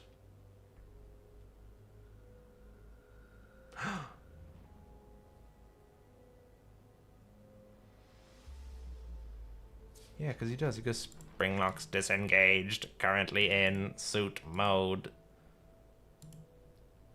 Oh my god, am I a fraud? I feel so exposed. I'm going back to watch my own video. Please turn hand crank. Spring locks disengaged! No, maybe he says engaged, but I wrote engaged, currently in. Spring locks disengaged. Oh, you're so right. No! I'm a fraud! I'm a fraud! Everyone unsubscribe, dislike, I'll delete the channel. I'll delete that Boy, I hope somebody got fired for that too. Oh, damn. Alright. Alright. That's 0 out of 10 concept. Disengaged. Guys, I hope everyone's feeling disengaged. Hey, Stephen Z. Kelly's in the chat. Thank you so much for your reaction. My mom has been watching your reaction, actually. She finds it really entertaining. Yeah. You know what, Alder of Trees? Ban him. You're banned. Nobody contradicts me in my own universe. Spring locks work backwards. No, you're right. You're right. It's just purely a minor mistake. I've watched that so many times, and I was so happy with that part of the video. I feel like I even remember thinking that at one point, and then I just never fixed it. Well, I'm a fraud. Let's keep going. Tis me, 799. Have people already meaningfully volunteered to help make the game? And if you do need help, what kind of help would it be needed?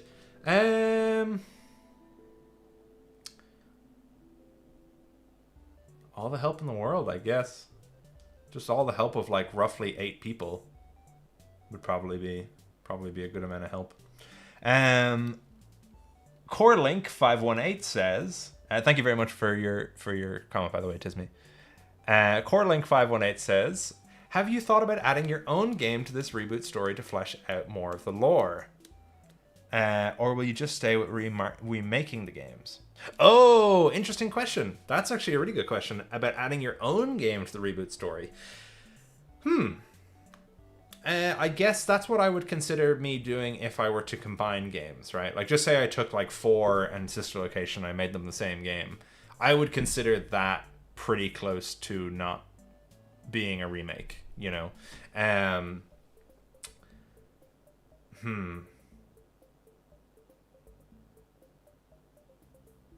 Yeah, fleshing out more of the lore.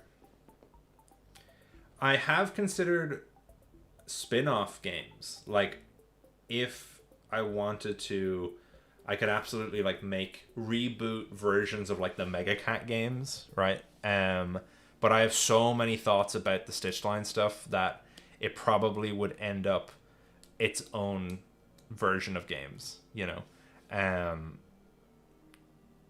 I think for the time being, though, I'm happy with the structure that Scott has, because I don't have anything in the story that I need to address or want to address that I don't think would be appropriate to address in one of those other games, right? So I think the way I look at it is the general framework of the story is what I'm kind of inspired by anyway, so I don't need to add stuff to it. You know, I don't need to be like, and then my character walks in, and his name is Billy. No, it can't be Billy. Damn it. Immediately messed up the joke. Never mind. Moving on. But thank you very much for your question, Corling. Winston2443, with the Pizza Sim remake, will the animatronics you buy with have more relevance? I think there's a typo there. Will the animatronics you buy have more relevance? Will Rockstar's Foxy Parrot have a name? Will the Pickles be there? Pickles gotta be there. Pickles gotta be there. If you're gonna make a FNAF 6, the Pickles gotta be there. Will Rockstar's Foxy Parrot have a name? I think I thought about that already for some reason. Why did I think about that? I feel like I'm almost certain I came up with a name. And I don't know why. But sure. I'll come up with a name for Foxy's Parrot. Will the animatronics you buy have more relevance? Yes. I can tell you that now. The stuff in the Pizza Sim, or the Sim section, will have more relevance. A lot more relevance in my version of FNAF 6. And that's all I'll say.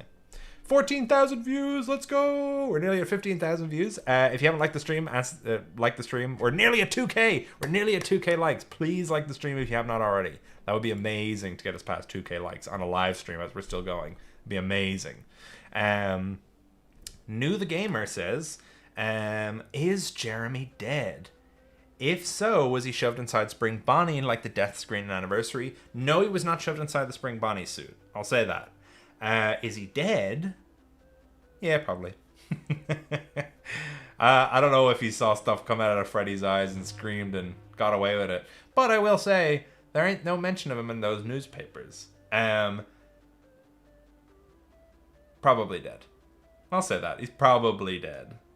I don't have any plans for him to come back, but maybe he made it out. Maybe he just quit. Or at least Ralph, I think Ralph thinks he quit. Because Ralph, he's going through it, but I don't think he thinks Jerry's dead. X658 Tank says, why are you British? I'm not. That's the answer to that question. I'm Irish. And yes, there is a difference for anyone that doesn't know in chat. This is the educational stream. 1,000 of you have to learn. Irish doesn't mean British. Jet G, is there any reason why you decided David is the canon name for CC? That was the most popular name at the time when I was making Anniversary. That was the one that I believed in at the time.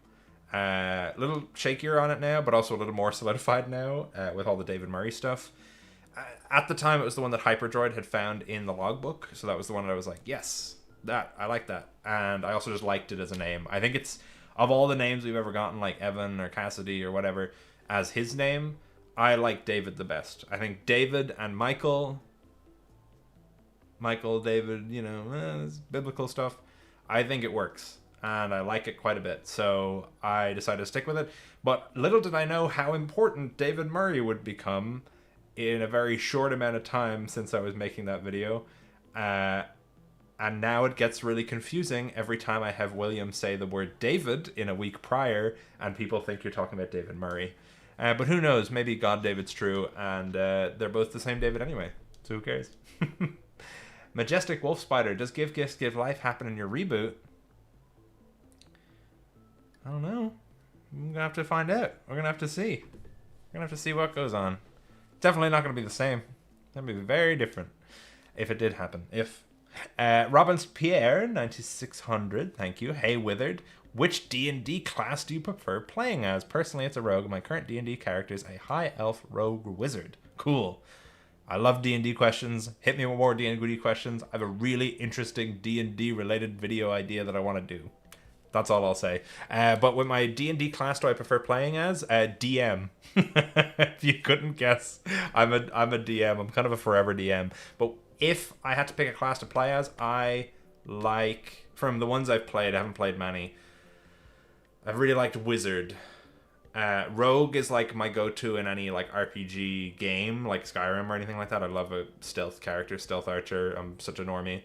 But Really like Wizard, and I have also really like, what else did I play? I've played a Barbarian before, which is kind of cool, but I like playing against type, or I like picking a character and really establishing them and try and build them up as a particular aspect of that class, and then a complete flip of it somewhere else. So I think I don't necessarily have a class mechanically that I like playing. I just have characters that I've enjoyed playing as. Yeah, what was that? There was one campaign I did which was like, all the people that don't know anything about D&D have just immediately dropped off. I'll just say, like, there was a campaign that was like a level 20 campaign specifically that we did where I was a sorcerer warlock, which was really cool because we were level 20 and it was amazing. Anyway, people here probably don't know anything about D&D, or actually we're probably all very much the same kind of nerds, so I don't know. As a tired DCI Toys DCI believer, I understand why you removed them from the story. This is from Super Kaiju Fan 2J5, yeah. I'm just sad they were never giving plot relevance. I did consider making the DCI a thing. I just think it's cleaner the way we have it now in Heyday. It is understandable to want to hold on to that, right? I just don't see them, because, okay, here's my thought process on the DCI, right? And on anything that I cut, like I was talking about earlier. If I cut the DCI, what do I have to change later? Nothing. Absolutely nothing. If I make the DCI super relevant, what do I have to change later? I have to put them in everything. Because I can't, unless I do like a whole wrap up for them and everything in the game they're introduced. It's, why did someone say I'm going to say the C word in the, what? What is that about? If someone, what? Sorry, I just got completely thrown off. Yeah, if they were to be relevant, I'd have to change the story a lot. And that's not the goal. Ultimately, the goal is to take everything that's in the story right now and try and condense it a little bit and bring it together. But I don't know about, because I'd have to generate so much extra story around them, and then that's when I'd have to look at making my own games like separate from the regular canon and seeing if I can like, I have had the thought of like all the kids hanging out together, and that's kind of a cool idea, but I think we'll get somewhere around that later on. But thank you for your question, or comment. Jada Pug again, thank you. Is there a reason why you changed Freds to fright? Sorry, change the Freds to fight each other instead of what Chica and Bonnie's do. Yeah, I think it was just like, it'd be a bit boring if they all worked exactly the same. You know, like that was one of my critiques of the original FNAF 2, is that it all feels a little bit samey mechanics wise. And Freddy is unique in the first game. Bonnie and Chica kind of operate the same in the first game. Foxy's unique in the first game. So I tried to keep it so Bonnie and Chica are the same, but Freddy's unique and Foxy's unique. But Freddy's also kind of similar to Bonnie and Chica, just with a little twist. And so making Freddy the super aggressive one and having Toy Freddy being the counter to that, I just thought was like an interesting way of dealing with it. Because you could just keep luring Freddy away, but I like the idea of Freddy's going to get to you. And you have to be aware of where he's coming from. Like, you got to put him in front of the office, you got to put him to either side of the office. You know, I like that extra little challenge. You can't necessarily lure him, you just have to stop him, right? But that's why I decided to do that. But thank you for your question. Ricey Flowey, the Overseer 7632. Will there be a bonus 6th night that is a harder boss fight like with Oplatus Casa? I don't know what that is. Let me look that up.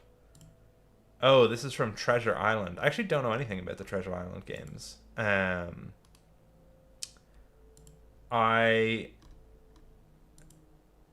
let me look. This is a decision I made in the first video as well, which was to basically make it so that the only nights in the game that are there are nights 1 to 5 and then a custom night. I kind of just wanted to stick to that, because having a 6th and 7th night in the Five Nights at Freddy's game, I know it's kind of fun to break convention, but That's your custom night. So I don't really plan on doing 6th or 7th nights in general. If I did do something like that, my plan wouldn't be to... I'd either make it a custom night thing, or I'd make it a secret that would activate... Like, someone was asking earlier how you implement the Yellow Rabbit as a game mechanic.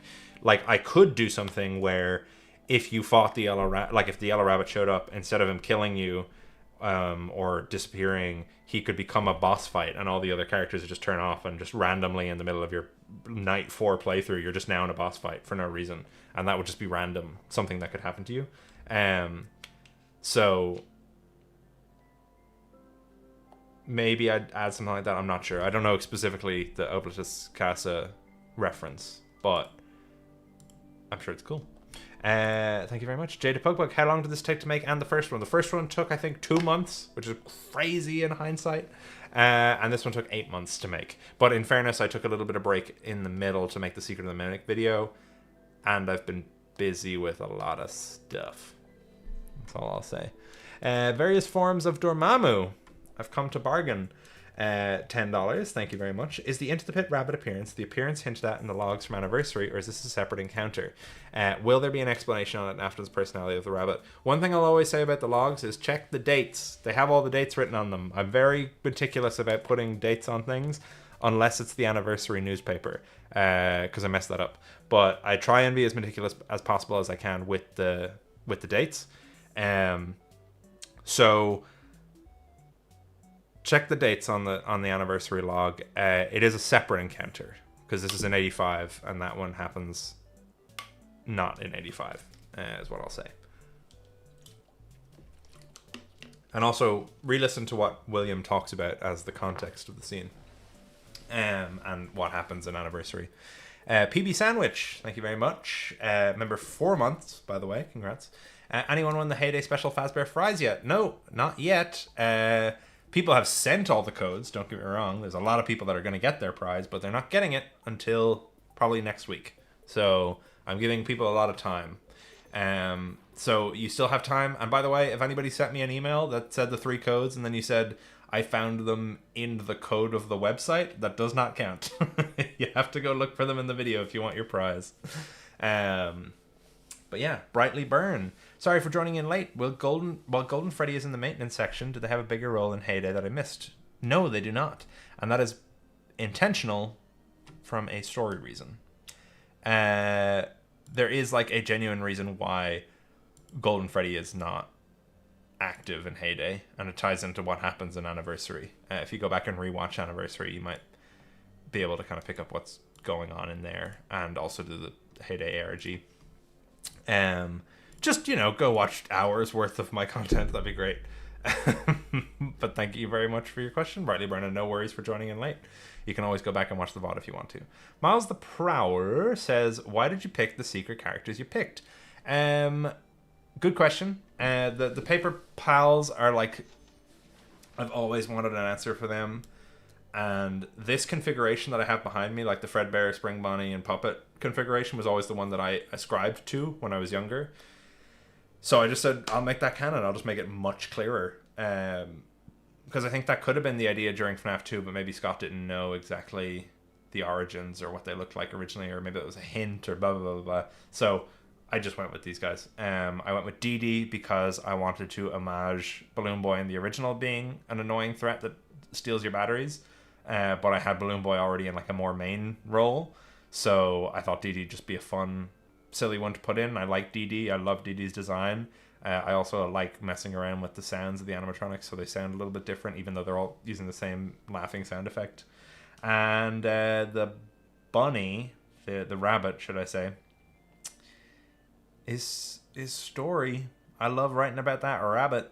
Love that rabbit. If you haven't heard anything about my rabbit readings, go check out Gibby's videos about the week prior, or a week prior. I really should just call it the week prior, because I keep calling it that by accident. Thank you very much, Miles Prior, member for 1 month. Unwanted Ghosts, thank you very much. I've gone back in the viewer activity to try and find Unwanted Ghosts' first super chat, which you said you sent in at the start. Maybe it's gone into the comments or something like that, because maybe you sent it before the stream was officially started or something. I'm not sure, but I do apologize if that didn't go through. But you should do live streams more often. I will definitely be able to do more of them now that I'm finished with Heyday. Jet G. Any comments about Elizabeth being William's stepdaughter? No. Well, it's not unintentional. It's probably not going to be explored for a while. And I will say that the mechanics of it were a weird thing to figure out. Because that word stepdaughter implies a lot of things. Right.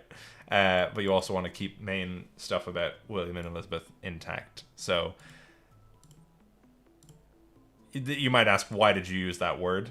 And I might say, don't question me.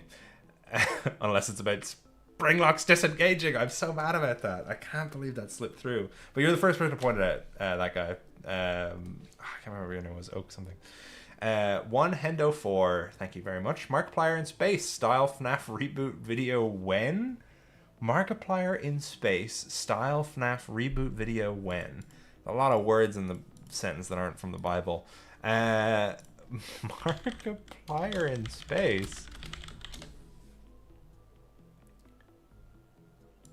I have not seen this. What?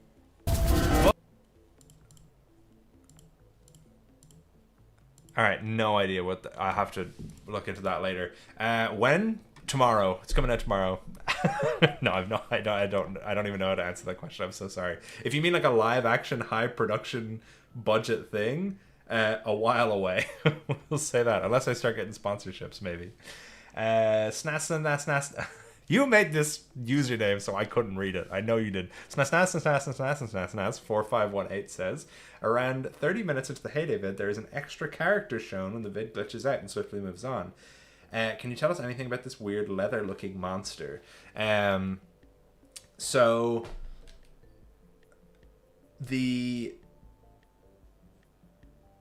I assume you're talking about the rabbit.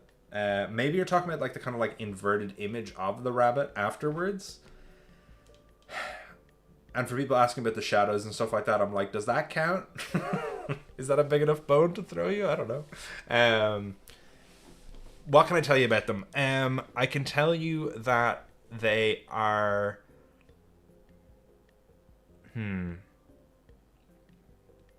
Okay, William basically says this in one of the secret videos, so I can kind of say this much.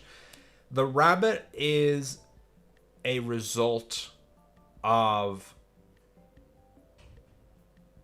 William's bad actions in the world. Made manifest. And there's a lot of interesting things that I think can be explored with that creature and what it represents for Afton and for his victims and for the world. But I don't want to necessarily spoil anything. But thank you very much for your questions. Miles to Power again. For clarification, none of Heyday features Michael Afton except for him being mentioned by Charlie in the arcade minigame. And one of the newspapers mentions Michael. And the ARG mentions him briefly as well. But yeah, he's not seen anywhere. So yeah, there's the clarification. Holy moly, there's a lot of these comments. I'm going to be here all night. Let me see. There's Ness. Okay, great. I'm going to try and fly through as many of these things. If William survived in the second games of the reboot, what would be the third installment of the Legacy series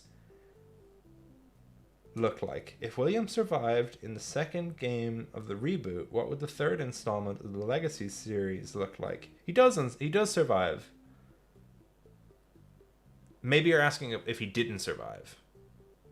Because in the canon ending of Heyday, William survives. This is Leonardo Cuellar, by the way. Cuellar? But in the true ending, the canon ending, he lives to see another day. He lives up till anniversary and beyond, so up until the 90s. But if William had been killed by the puppet and all that stuff, well, then even Anniversary would look different because Michael wouldn't be raised by his dad, so you wouldn't get the week prior, you wouldn't get any of the nonsense that he's doing. Michael probably would have lived a very much more productive life. The kids might have been able to move on, maybe, question mark, or at least they might have been able to get help from Henry a lot sooner. So there's a lot of stuff that would be different, which is why he can't die. Because I gotta get more games. I gotta get more games going. But thank you for your question.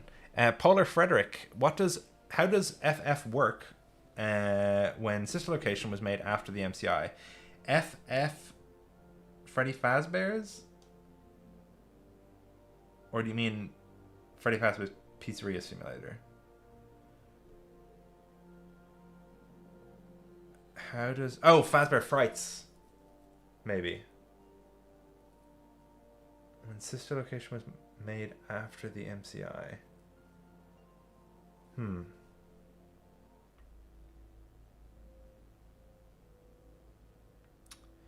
I will say it's not super clear yet where Circus Babies fits into the whole reboot lore. I mean, I know, but as in you don't know. So I wouldn't put any stamps on any dates. I'm not saying you're wrong. I'm not saying you're right. I'm just saying, you know. Do I enjoy dinosaurs? That's a good question. I love dinosaurs. FF is Funtime Foxy. Oh. How does Funtime Foxy work when Sister Location was made after the FF? I don't know why that would change necessarily, but I definitely want to make a direct tie. Again, I was only thinking about this earlier today. I definitely want to tie Funtime the Fox into the Sister Location Funtime. So, I'll say that. SDH Shadow says, so during the custom night scenes and you show a challenge option called Roll Reverse, how would that work? Would you control the Unwithereds? Yes, it would. Well, you would control the Withereds or the Unwithereds, depending on which it would be. It would just be a skin swap. They would work exactly the same. Maybe you'd have different voice lines if I was able to do all that. But yeah, I just thought that'd be a funny one to do. Roll Reverse, and then you could turn Unwithereds on or off. And maybe you could make the toys withered. It'd be kind of fun. But thank you for your question. Warner Quinn, was there anything in Heyday connecting the bite victim that we missed, minus not being mentioned as a living member of Afton's kids? There is the stuff Charlie talks about in the minigame section. There's the newspaper, which is the exact newspaper as we read a article from in the anniversary video. So there's like the exact word for word and like title and stuff are taken from it in the secrets chapter. And if you didn't do the ARG, there is stuff to do at Bite Victim. So yes, Bite Victim is going to be very important. This is the thing, there's so much setup for the story, which is why I'm hesitant about going straight into 3 instead of hanging around for 4. Because there's so much to do. So much setup, but you also don't want to pay it off too early, but you also don't want to set up too much time doing the setup. So I don't know. We'll see. But yeah. Wenta Zhou Hao. Hey, oh god, no. Wentao Zhao. Hey, Unwithered. Tell us a bit about your process doing all the 3D assets for the vid. Are everything on the visuals a one-man effort from you? Yes, they are. Let me think about that for a second. Yes, they are. The models and stuff like that, like of the Withereds and the toys and all that kind of stuff, that's fan-made stuff. I don't know how to 3D model in that way. Like, I made the Faz console and the Faz remote, but I don't know how to make like characters, basically. So a lot of assets being taken from places, but the visual design, all the 8-bit minigames, all the sound design, all the editing, all that kind of stuff, that's all made by me, unless otherwise stated.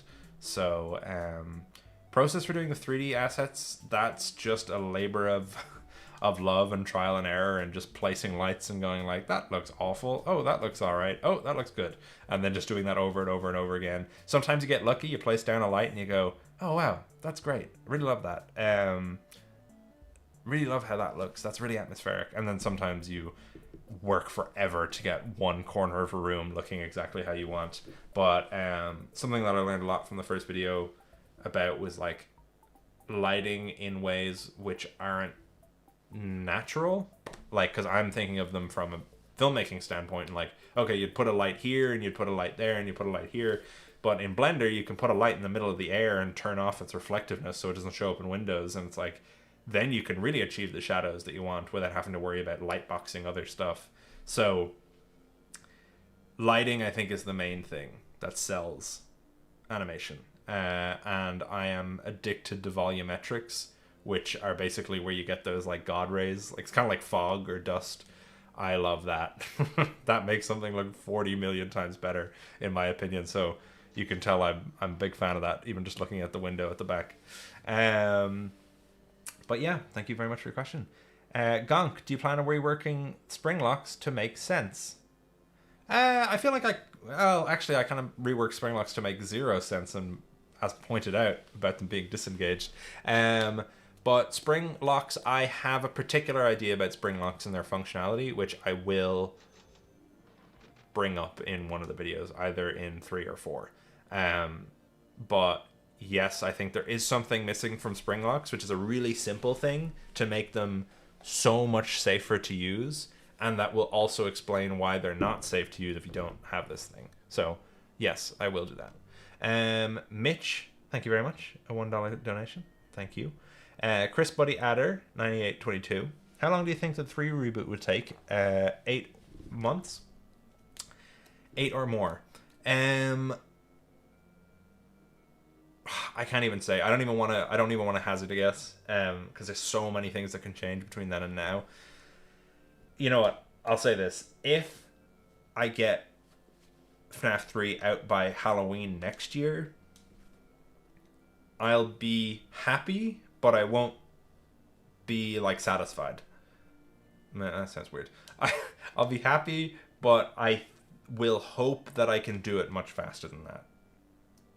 But no promises, because everything is a labor of love. Everything is a labor of like, okay, how do I do this? How do I do that? How do I do the other? And I also don't want to rush it, and I also don't want to disappear from YouTube for another 8 months. Like, I don't want to not do videos in between, so that always takes up extra time and headspace. But there's a couple of things in the works that I want to get out of the way first, and then start working fully on the 3rd reboot.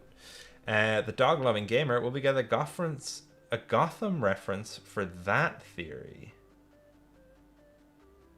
A Gotham reference for that theory. I don't know what the theory is. Maybe I'm dumb. Batman FNAF theory? FNAF Arkham. Oh. The theory that the Five Nights at Freddy's games continuity takes place in the Batman Arkham video games. I actually saw a video the other day that was like Golden Freddy versus Batman. And it was like a stop motion animation thing, which I thought was cool. Maybe I'll throw a Gotham reference. Maybe Gotham is canon in the reboot. That's kind of funny. Yeah, I could do that. So I have this half-baked plot. Sorry, thank you very much for your question. Jan Verb again, £20. Jeez. So I have this half-baked plot of what I think would be a cool show adaptation of FNAF, and I want to suggest an idea from there. Replacing Phone Dude with Capellia. I like the idea of her becoming obsessed with Fazbear. Oh, I really like that too. Oh, Capellia. I really like that too. Good suggestion, Janverb. I might just do that. Although I had ideas about Phone Dude. I have a lot of ideas about a lot of things, but I like including Capellia somehow, and I like that she becomes obsessed with Fazbear after her dad dies. I could see her as being like a mini Bronwyn Light, though, as well. In the videos, this is from Nicholas Lucena, 8077. In the videos, you establish that Fazbear's has pizzerias around the country. Is that going to come up in the story, or is it just for world building? Kind of can come up. It's not like we're going to be going to different... Bro, still yapping. Hey, Gibby. I got so many questions to get through. I'm trying to go as fast as possible. But yeah, it's going to come up maybe a little bit, but it's kind of more a world building thing. I always thought the implication was that they had multiple brands around the country, since the very first game. So I don't know. I didn't think it was that crazy, but I remember that being a particular reaction to the first video. But like the Fazbear's Fright books and everything have several Freddys around the country, and nobody thinks it's that crazy. So I don't know. Godly Hacks 4172 says, "Do you have a vision of how the supernatural functions in your reboots? Adaptations to The Remnant or Agony are more scientific logistical function to them." Yes, I have very in-depth ideas about the supernatural functions. I will say that I think it's like Scott actually has created a very, very interesting magic system that I love world building. It's like my favorite thing. I wrote my thesis on it. If you pull that little bit of thread over and over and over again, you can get so much out of Agony and Remnant. And specifically, I was having a kind of like a think through session with myself today where I was going, what makes William so special, and why is all this stuff happening around him specifically? Like, in the FNAF universe, did like Charles Manson accidentally make a bunch of Remnant or Agony monsters or whatever? Or is there something about William that makes it specific? And I think I figured out the answer to that for myself. Not that necessarily it'll ever come up, but so many interesting things about his magic system which he's created. So I can't wait to expand on them. And I have ways of expanding on them that I think are really fun. Detached Mind. Hi there, I'm Withered. I loved the video. What was the process of picking who would do the voices? I talked about this a little bit earlier, but I appreciate people are coming in and out of the stream. I would basically just go, who do I think would match a particular character? And if I knew them, I'd reach directly out to them. And if I didn't know them, I'd get somebody that did to reach out to them for me. Like, for example, She's Always Nervous played the marionette, and I had this particular idea for the marionette's voice, and I thought that she kind of matched that way of speaking that I had in my head for the marionette, and I could not have been happier with that performance. Same with like Candy Bunny. There's something in the water for all the Charlie voice actors. Like, everybody has done a fantastic job, but those two in particular, I think, were just like directly what I had in my brain coming to life, which was amazing. And Mama Kato did a really great job of the or Kata Kato did a great job with the Afton Robotics ad read. That was kind of another one that was pretty spot on, exactly what I was thinking. But yeah, obviously, I mean, we've got our... See, when I say that as well, that's like, I hope people don't take that as like, oh, well, everyone else is like pretty close, but not. Because something that's also great is when I get a character, like an actor who is giving me something I didn't expect, and I just adore it. Like, yeah, I could spend hours. I won't ever get through any of these questions if I keep stopping, but like, you know, Solid Silver, T-Dreads, Gibby, Rye Toast, everybody, all giving performances which are very close and accurate and like, how should I say, like in the correct spirit of the characters they're playing, if they have like had voices before, or like Withered Circle doing Toy Freddy was like really spot on. Everyone did a fantastic job. The voice actors are brilliant. I'm not trying to call anyone particularly in or out, but yes. So thank you so much for your question. A Ghost with Two Broken Legs 9995. Are you going to be doing a Help Wanted 2 reboot? If so, will you be making the videos as if they are VR games? I was talking a bit about this earlier. Steel Wool Games are going to be a huge undertaking if I were to try and like even half fake them. So if I were to ever do anything Help Wanted as a reboot, it would be from a story perspective and either making a new type of game out of it and using the story, or adapting the story into a different medium that I could portray it through. But I mean, it'd be kind of a fun challenge to try and make it look like a VR game. Oh, but that hurts my brain trying to think about rendering that in Blender. Oh, it'll make me sick. But you know what? You never say never. I might figure it out someday. So thank you very much for your question. Sheep is and Vods says, hi, just Sheepy is fine. Sorry, Sheepy. I've been watching your content since your first video and love the group you're part of. Everyone's streams have done wonders for my work shifts. Is this Heyday Office FNAF 3 coded for a reason? Yes, it is. Good catch. And thank you for your kind words. Pickle Pepper 900. What's up, Pickle Pepper?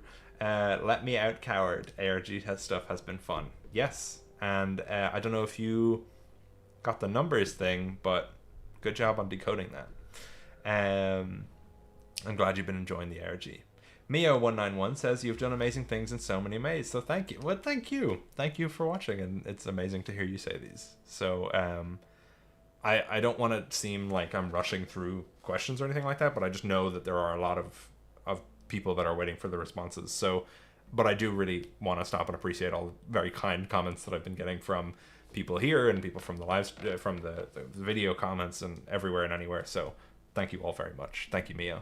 Winston2443, with Pizza Sim Reboot, the original expanded on loose ends of FNAF lore, but since the reboot had that clarity, examples Charlie's death, are you considering fleshing out different parts in the reboot in the minigames? Yes. So I spoke about that a little bit in terms of the maintenance stuff, but that also obviously applies to the minigames, like using up 987 viewers, yay. Since we already have like Security Puppet, Fruity Maze, Midnight Motorist, all that kind of stuff is addressed, what are we going to talk about in Pizza Sim by the time we get there? And it's going to have to be stuff which is relevant, obviously, to what's going on, but something I think I'll do is go back and look at, you know... So at that point, we'll be at the end, or pretty much the end of the series. What's the best thing to do when you get to the end is to look back at the start. So I think that's kind of where I'd be looking, which is obviously what Scott did, but I'm talking about way earlier. So that's when I might be leaning a little more into the fan fiction-y side rather than the rebooty side. But thank you for your question. Radicus Max says, during the memory section, the canon ending, we see Edwin as an employee at Afton Robotics. Did he join after MCM collapsed, or did Afton Robotics buy the MCM? Was it ever Edwin's at all, or was it always owned by Fazbear? Yes, you do. I'm trying to answer these. Did you join after the MCM collapsed, or did Afton Robotics buy the MCM? Kind of neither. Was it ever Edwin's at all? Yes. Was it ever always owned by Fazbear? No. That's what I'll say. Andrew Kerr, thank you very much. Welcome to the Classics Theorists. Dragonfly55673J3E. I don't know if you mentioned yet, but then I'm going to assume Shadow Freddy RXQ were found dead in the Bronx. That's my headcanon. Yeah, that's exactly true. I'm going to have a newspaper article for that. Thank you for your comment. For Fredbear, will his design look like his UCN look or the Un-Nightmare design used for the books? That design looks like it should fit a whole head. Neither. He looks like the Unwithered one. The one that goes down on the lift that's covered in blood, and the one that's in like the picture on the newspaper, that's Fredbear. He looks like Unwithered Golden Freddy, with obviously the purple accessories. That's what Fredbear looks like. So the Un-Nightmare design is cool. I've just always seen that image in FNAF 4, or in the minigames in FNAF 4. He doesn't look like Nightmare Fredbear, at least to me. But yeah, there's your answer. Avoid, or Avoid, Avioid, Avioid, 1008. Is it safe to assume that in Heyday, Freddy was the one to do the bite against Jerry to add in that little handprint detail on Freddy's head? Well, it would be technically a different costume, so you wouldn't see that detail in Anniversary. And it's a different bite. But Freddy definitely was the one to get Jerry at the end. And I like that little connection, like where your head's at. So, thank you very much. JSO Games says, do you have any plans to hire someone to make these games IRL? I've been hoping someone to make them. Really hope. I don't know. I probably wouldn't hire anybody. Dragonfly, jokes aside, have you thought about incorporating the shadows into your AU at some point? I'm not trying to be dismissive, but I have addressed some of these before, so I can't keep going back over the same answers. I recommend checking out earlier in the stream. The shadows are a weird conundrum of their own. Polkatos, wait, if the unwithered animatronics are canon to the story and the MCI possesses them, then who is possessing the animatronics at Anniversary? Same kids. The withereds get repurposed into the classics, basically. There's a newspaper in Anniversary which essentially says that. Hendo, thank you very much for the donation. Moneyb7185, would pit bunnies take the role of the shadows and things like them had in the original games? Pretty much. Solid Silver. Hey, Solid Silver.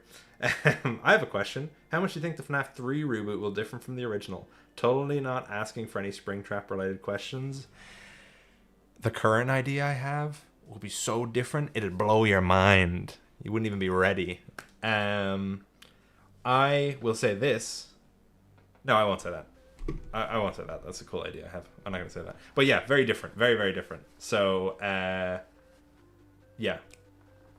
I'll leave it at that. But thank you for the question, Solid Silver. And thank you for being in the videos and being an amazing William. Everyone send your love to Solid Silver. And to the whole cast. Like, and to Ben 10 Screams, Toy Chica. I hope we all like Ben 10 Screams, Toy Chica. Candy Bunny's Charlie, of course. T-Dread's Hand Unit or Helpy. Gibby's Larson. Tom Game Theory's Toy Bonnie. We have a whole smorgasbord of FNAF creators. Pika Pete as Jerry. Anyway, Max Machak 9756 plans on sister location bunker and lore. In canon, its existence doesn't really make sense. Maybe an exatomic bunker. It's a basement. It's like a server storage facility basement thing underneath the building, as we see in Heyday. And I won't say more than that. But yeah, it's been there a while. Strange Waffle. What's it when people ask me to do like a particular impression? Can you do Freddy trying soup impression? Alright, here we go.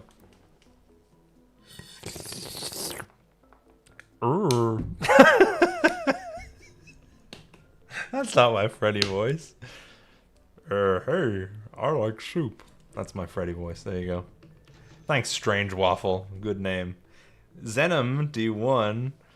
I like how your insane brain works. Your videos are how I interpret the actual lore and how scenes play out, and also Ash's reaction to Tom Bunny was hilarious. I agree. Thank you very much. I'm glad you like it. Dumb Like Marco says, I'm very sorry if someone asked you this, but in the first Reboot video, the comments, there was a guy who offered to make a fan game based on the video. Is that even still in the works? Never said it was in the works. But thank you very much for your question. And I did talk about it a little bit earlier. But yeah, I never said that it was in the works. Zenom D1, thoughts on both FNAF 3 endings being canon too? I think some version of it is the case in the games. Like, I think some version of Happiest Day happens and William does survive the fire, but there's a couple of things up in the air. But we'd be here all day if we started talking about FNAF 3.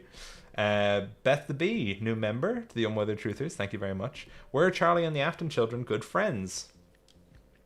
I wouldn't say good friends. I'd say Charlie was a good friend to David. Not all of the children. But thank you very much for your question. Super cool.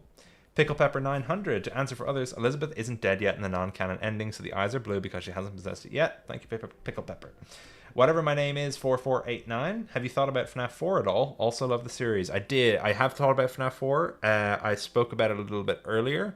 Again, sorry to kind of brush through questions, but just trying to make sure that I get to everybody's questions before I have to end the stream. So if you want to see the answer, go a little bit further back in the VOD. Hey, and there are 2 questions. This is Omnisoap. Hey, Omnisoap. Firstly, and you only have to answer, has William tried anything drastic to fix his leg? Second, were you writing the week prior simultaneously with Heyday? Thanks, Goat. Thank you very much, Omnisoap. Omnigoat. I should call you the Omnigoat. Has William tried anything drastic to fix his leg? That's a good question. I swear to God, people are mind readers. Were you writing week prior simultaneously with Heyday? Yes. Yes, I was. A few months ago now, at this stage. It was started as like it'd be fun to write like one chapter of the book, and then I ended up writing 120 pages or something. My insane brain. But yes, I was. Thank you, and thank you for your cool Rockstar theory that I saw a while ago. If any of you haven't seen Omnisoat's videos, go check them out. He's really cool. What if you could move Balloon Boy to other rooms to use him as an audible alarm in a more advantageous location for when a player is in later nights, while still maintaining his single-use functionality? I really like that. A lot of people kind of had a pushback against the single-use thing, which is fair. I totally get that. But I also would say if he were to move around, then I'd probably make him refresh his balloons, because at that stage then he's very specific, you know. But I do like the idea of being like, if you want to specifically make him an alarm for the puppet, you put him outside the arcade, and then when he pops in the arcade, then it's like, eh. So good idea. It's a good alternative. Thank you very much. Combat Milk 5832. Oh, actually, I just had an idea. If you had that idea of moving Balloon Boy around, you could maybe have a thing of, if Balloon Boy, you can still put Balloon Boy outside the office, but if you put him there, then Toy Freddy can't go there, or something like that. Could be interesting. Combat Milk. Oh, also people had ideas. Sorry, I'm gonna keep moving on. I'm a bit late. Will FNAF Heyday be an actual game? Spoke about this in that I haven't spoken about it. Why no mention of Elizabeth in Heyday? There's a couple of Elizabeth mentions in Heyday. Moner B, but I guess you have to go back through with a fine-tooth comb. There's been a couple of mentions, just not by name. Patrick's Shenanigans. Hi there. I just want to let you know I've been rewatching your videos for the past year now over and over again and love your way of storytelling. Your editing style is very inspiring, considering me a huge fan. Patrick Shenanigans, thank you very much. You were very kind and very generous, and I'm glad to have provided you some good food, some good FNAF content to consume over the last while. So hopefully I won't take a million years to make new stuff, so you don't have to keep rewatching the same old videos. But I appreciate you doing that. Rec Room, once again, thank you so much. So did FNAF D&D actually play one shot when? Shh, Rec Room, shush. Mind readers. Strange Waffle 1. Do you think the FNAF lore takes place during GTA 4? Obviously. I mean, when else is it going to take place? I suppose there's an argument to be made for it taking place during San Andreas, but I don't know. Danny 1985 sends a big ol' money $ eyes. God, thank you. I have top 3 FNAF games. P.S. Great job. Thank you very much, Shada Pug Pug. Thank you so much. That's very generous and very kind of you to say. Psycho Wolf. Will Michael have the same voice as William or a different voice? And will Henry have a bigger role? Would 3 explain what happened after 1? The idea currently, yes, would be that 3 explains what happened after 1. Henry will absolutely have a bigger role. And William will have a different voice to William. Because I think as good as the idea of, like, William looking like Michael and Michael sounding like William thing, like it's obviously important and it is true to an extent in the reboot.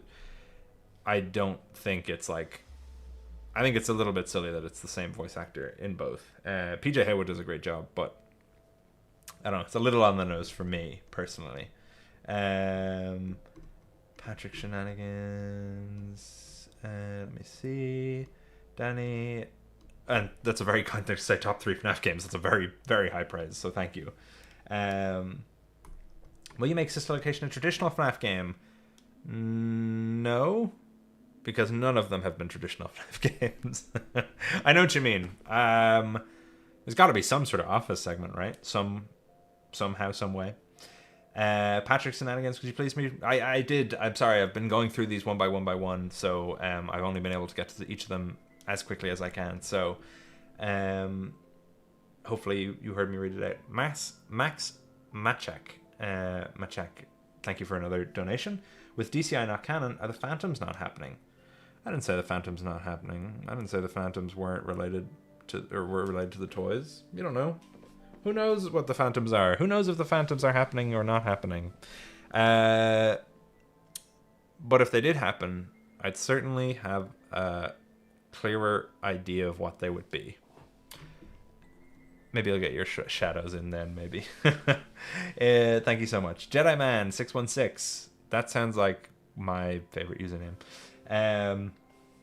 In Anniversary, you said Golden Freddy hasn't been repaired since MCI FNAF 2 model, but gets repaired in the Heyday FNAF 1 model. Intentional or mistake? Intentional.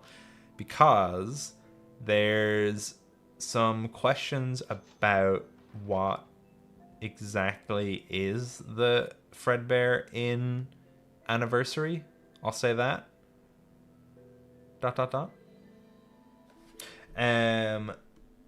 There's also, keep in mind that, like, sometimes when I'm explaining something in a video, I might be saying something kind of out of universe, like, oh, he hasn't been repaired since then, and I mean that like the model is literally the unrepaired version. I might not mean like in universe that's the canon way, but there is a difference between the presentation of those two animatronics on purpose. Where can we read a week prior? I'm just seeing in the chat. You can't apparently like download the book, because I want to go through and make sure that all my spelling errors and just mistakes and all that kind of stuff can be taken out. But if you can't, if you don't want to wait for that, and I recommend you do this, go watch Gibby on Gibby's Horror Homestead. Read through it, because he did a great job. He read through the entire book and all the different endings, and he's giving reactions to it at the same time and doing voices and everything. So it's a really good way to read through the book if you want to, because you're also getting that live commentary, and Gibby's also doing a great analysis of it. So I would recommend that. So yeah, let me see. Mrs. Afton in FNAF 4 or Sister Location reboot when? Mrs. Afton. I've had a lot of thoughts about Mrs. Afton, Sean Cox. And I won't say when or where she will or won't show up. Funny Mantif 2353. Are the FNAF 3 reboot Phantoms mechanics going to parallel their Heyday mechanics as well as The Office, particularly Mangle and the Puppets mechanics? What do I say about FNAF 3? What can I say about FNAF 3? No, they won't be the same as the toys. Or Funtime and Puppet, anyway. I'll say that. I'd say if the Phantoms make it in, like, kind of in an undisturbed version, it would just be similar enough, just, like, kind of a little bit reworked as the same way this was, or the same way as they are in FNAF 3, but I have ideas. I can't explain any of them without spoiling stuff, so thank you for your question, though. SDH Shadow. Thank you. Welcome to the Unwithered Truthers. Is anyone going to create this reboot as a fan game? I've talked about it by not talking about it a couple of times. Sorry to move on. Combat Milk. Mono B. What is the age gap between the Afton kids? I gave you all their birth dates. Like a few things ago. Michael and Crying Child is 9 years. Crying Child and Elizabeth is 3 years. And Charlie and David is a year. Yeah, I think that's right. Because Michael's 15 when David's 6, yeah. Phantom Joker. Hey, Unwithered, first of all, love your videos, but I have a question. Is from FNAF 3 to Pizza Sim, is it all going to be in Michael's perspective? Ooh, good question. I don't know if I want to answer that. Maybe. That's definitely a good question.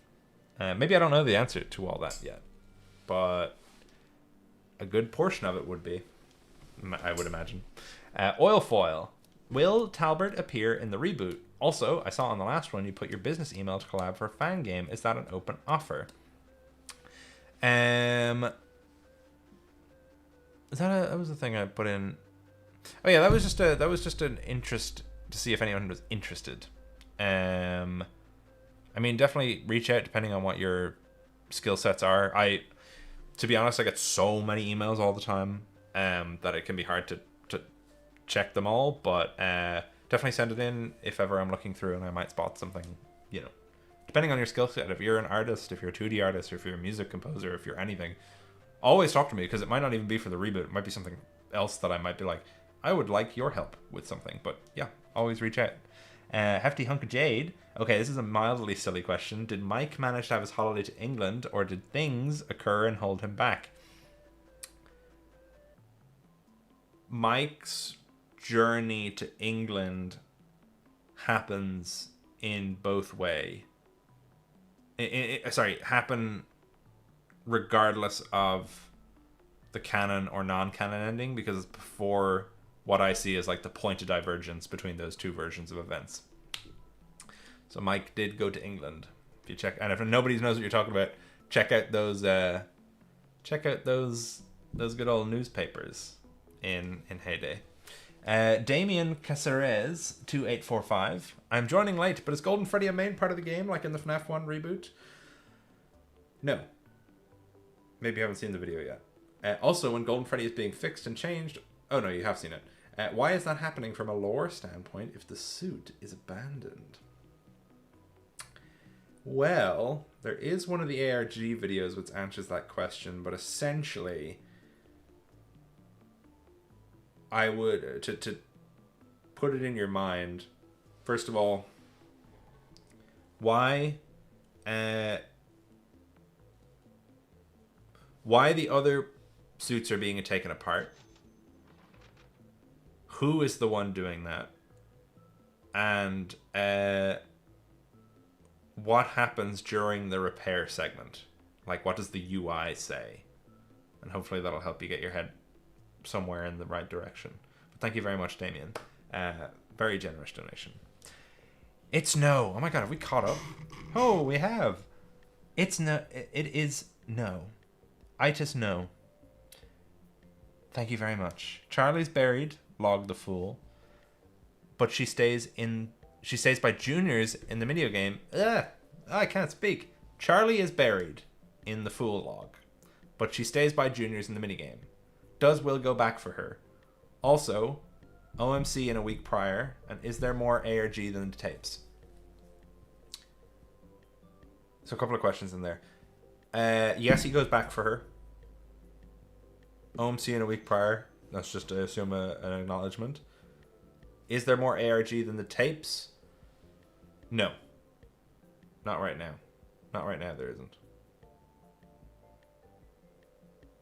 Kylo Kai 7368. Where is Backstage Freddy? Is he an anniversary? What is Backstage Freddy? I'm missing out on all this stuff. FNAF Arkham, Backstage Freddy? Oh, God. Ew. Sorry. Ugh. Yeah, let me show this off. Ugh. It's awful. Scarier than Pit Trap. Where do I show this? Backstage Freddy. Look at that. Ugh. Gross. Yeah, he's in hell. He's in hell. He's in UCN. Andrew is the vengeful spirit, yeah. Hefty Hunk of Jade, also randomly. It's really nice to see a fellow nerdy Irish person. Feels like we're a rare species sometimes. It does feel like that sometimes, Hefty Hunk of Jade. But also, there is plenty of people around, online and in real life, who share our interests, and you just gotta be on the hunt. Gotta find them. Gotta find those that share the interests. But I'm glad to you know, provide an example of not as in like set an example. I just mean like be an example of Irish nerds, I guess, online. I'm a very particular kind of Irish nerd, I guess. But yeah, we caught up. How long have we been live streaming for? Nearly 2 hours. No, 3 hours. Oh my gosh. Holy moly. Okay. Oh, Darknesium. Thank you very much for a quick little donation. All right. Before any thoughts on Poland. Sounds good. Oh, wait. Thoughts on Poland? Oh, in general? It's pretty country? I don't know. All right. Heading out to record stuff. All right, see you, Solid Silver. I am going to leave it there, guys, because I've finally reached up with all my questions. No, Godly Hacks. Do you have a plan on how the supernatural will function? Yes, I already said that I would talk about that later on. I'm sorry. In a grounded sense as opposed to special Afton TM metal. It is like a special metal stuff, but I think the magic system is really in-depth and interesting, and I would love to get into it more in future releases. So I do have a lot of ideas, but I won't go into them for sake of spoilers, and also I talked a little bit about it earlier. Please answer me. Okay. What would the game over look like? That's a good question, actually. I never did the game over screen. Leave your suggestions, actually. Once this video finishes and turns into a VOD, or you can do it in the chat now, send all your suggestions for what a game over screen should look like. All right, Meldo, please answer me. What are the Endo 1 and Endo 2? Where are Endo 1 and Endo 2? Endo 1 is in Anniversary. Endo 2, we don't see in the video, at least. He might still be there in the game. What's with the glitch trap thing named Afton? And will an unnightmare version of Nightmare be referenced? An unnightmare version of Nightmare? Not that last one. What's up with the glitch trap thing named AF10? AF10? Because a lot of people have been saying AF1, which is fair because it's a 1.0. I did think about that when I was writing it, and I was like, you're not supposed to say AF anyway, you're supposed to say AF. So, AF10. I guess you're going to have to find out about that glitch trap. I guess you're going to have to see what I'm thinking. Seems like there's a lot of versions of William running around. That's a really exciting part that I think people might hate. So we'll have to see. We'll have to see. Bronze Films, thank you for the gifted membership. That's very kind of you, Bronze Films. And Chubacho, and if you haven't seen Bronze Films videos, by the way, go ahead and check them out. He does a lot of Reboot related stuff as well, which is really cool. Not my Reboot, his own one. Chubacho says, feeding the streets with this one. Thank you, Chubacho. You're feeding me. I'm feeding the streets, you're feeding me. Thank you. Okay, I'm going to have to leave it there. That stream was really, really fun, guys. I hope you guys enjoyed. I really, really wanted to say, I want to really acknowledge and appreciate how much support you guys have been giving the video. If you've watched Heyday once, go back and watch it again when you have the chance. Go look for the ARG secrets. Go check things out because there's a lot hidden in there. Even the stuff that you think is just like he probably just put like a lorem ipsum on the side of that, newspaper. I didn't. Like little details, like for example, on the newspaper at the very beginning, I took the weather report from the newspaper on that exact date in real history from the Daily Herald in Utah. I took the actual weather report from June 23rd or whatever it was, and I put it on the same front page. And the article about the centennial is an adapted version of a story about a woman who opened a church 100 years ago in a different part of Utah. But it's like all this there's a lot in there. There's a lot of details. So please, please, please, please, please, if you have the opportunity, go check it out again and go through it. But I already I love all the support you guys have been giving me so far, and I'm glad you like it, and I'm glad it was worth 8 months of my life. If you haven't watched Gibby read through the week prior, go over there. I also recommend rewatching Anniversary in hindsight, checking out the Anniversary, because all the Anniversary ARG stuff is on a playlist that you can watch. So if you've done the Anniversary, if you've watched Heyday, go back and rewatch Anniversary, because you'll get new stuff now from it, especially a lot of the MCI related things, because you'll now know the context of where they end up, and like the matching up of the Fritz minigame and the Night 4 memory with the Springlock, the Employee Lounge one. A lot of stuff there. Anyway, I'll stop yapping. Thank you guys very much. Is the week prior released yet? And if not, has progress. It's not released yet. Only the stuff that Gibby has read has been written. But I'm writing more. So, Kit Kat. All right. One last question, Kit Kat. Let me see. Where's your question, Kit Kat? Let me see. I understand the chat has questions. It's just, I literally am not joking, the entire time I've been going through the super chats, and I just didn't want to let any of them slip by, and I've been talking for 3 hours straight. My voice is so raw. Kit Kat, why did Charlie apologize for making Mike angry? Did she influence the Bite of 83 in some way? I can't tell you that, Kit Kat. That's a spoiler. I'll say that you're on the right track, but I can't tell you the answer. That's gonna spoil all the future stuff.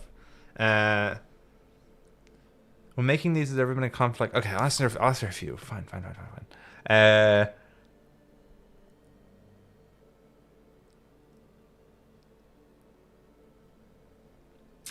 Can't answer the questions about the reboot Happiest Day. Can't answer the stuff about Glitch Trap being William or the Mimic. I'm just gonna fly through these. Sorry about that, Kit Kat. I've literally had my eyes locked on the super chat thing the whole time, but I appreciate everybody being here, and I hope you've been getting something from all the questions I've been answering. Has there ever been a conflict between the ARG and trying to present your story versus the game's design of the reboots as actual pitches for games as you present them?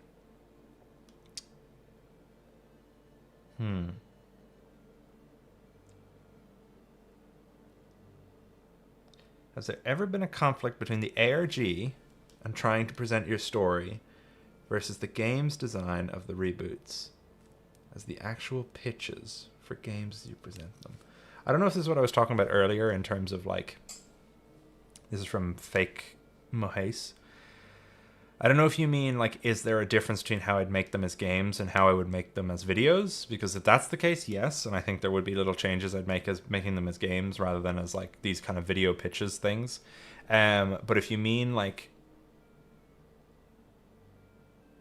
I've never, like I have had difficulty sometimes, like I said about in the video, like I had difficulty figuring out why would Balloon Boy like be outside in the hallway if this is like security office? Like why would they have balloon characters there? So I had to come up with the balloon like hello system to answer that. So sometimes mechanics are conflicting with story, so that's why I have to like make them work together. You know, all the Golden Freddy stuff in Anniversary, Fredbear stuff in Anniversary, I wanted to make feel real. You know, I wanted to make it feel like it made sense while also being mechanically satisfying. So, you know, Zazzy does stuff, already planning a theory video. That's cool. Really like that. Is the thing that leaks in the Withered Freddy's eyes on the phone call from Jerry agony? Sure. Yes, it is. I'll say that. I'll confirm that. Will the 2 cliffhangers be paid off? I don't know which 2 cliffhangers you're talking about necessarily. Will we know the rabbit in the game or only in the book? Depends on which game. Depends on which book. I'm so cheeky. Would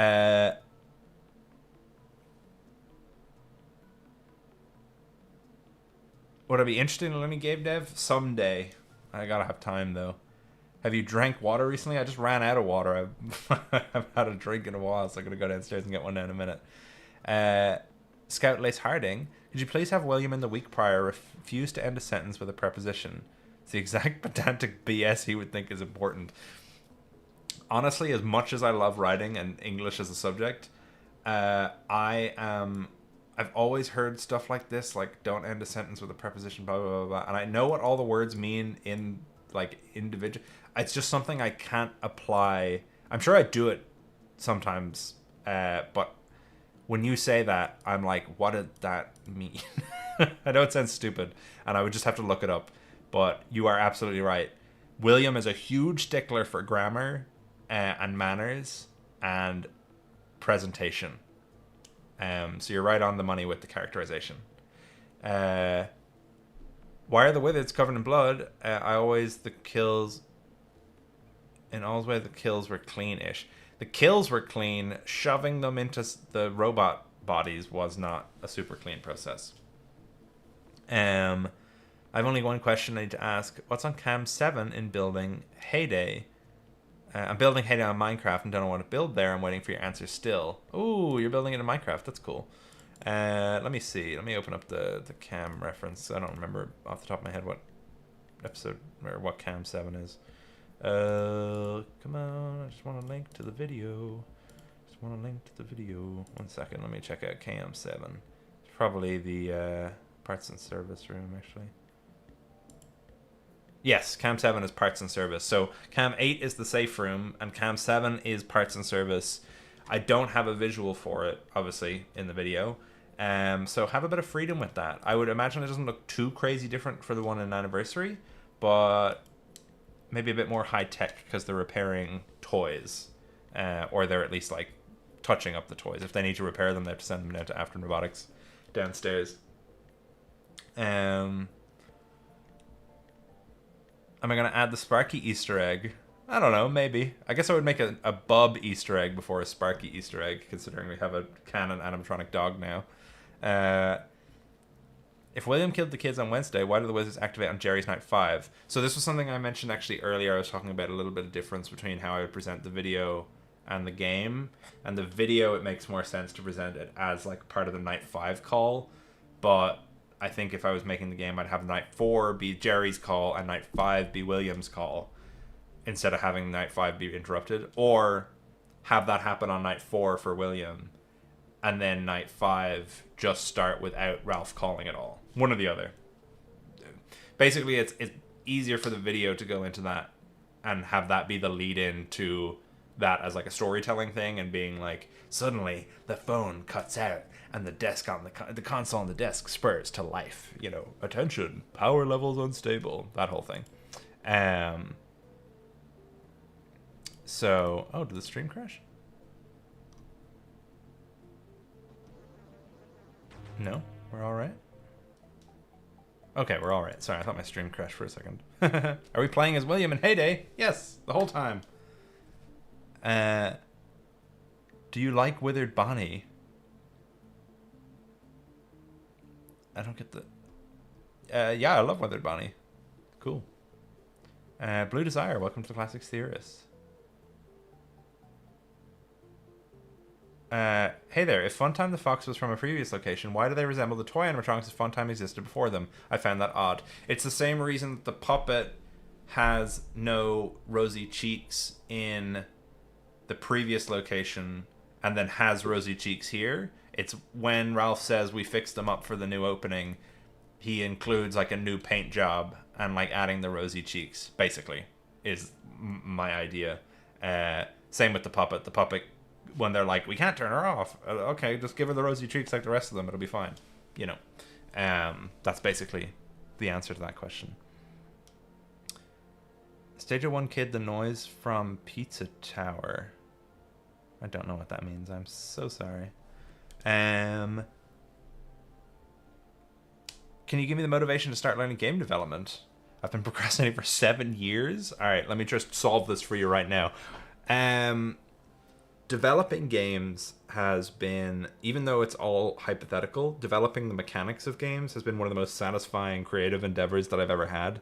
Because games, essentially you take like the creative aspect of like stories and designing stories, and you turn that into a direct experience. It's like, now we're not just talking about, okay, how do I show the right images and sounds in the right sequence to make somebody feel something? You have to go, what do I make a person have to do to feel something? How do I make a person feel challenged? How do I make a person feel excited? How do I make a person feel scared? It's super interesting when you start thinking about all the mechanics working together and bouncing off each other. If you have any trouble getting motivated, I'd look at up stuff like Game Maker's Toolkit. If you haven't already, like, they're an amazing channel. They go through, you know, what this person learned from designing this game, or what you can do if you want to make a game like Mario, and what a terrible example of their titles, but like they make really cool video essays about game design. They're a huge inspiration to me. Always look at like your favorite games as well. How did they make whatever? I'm sure there's a video on it. The internet's big enough. If you want to make FNAF games, look at the breakdown of FNAF animatronics, AI, and stuff like that. Top hat friendly.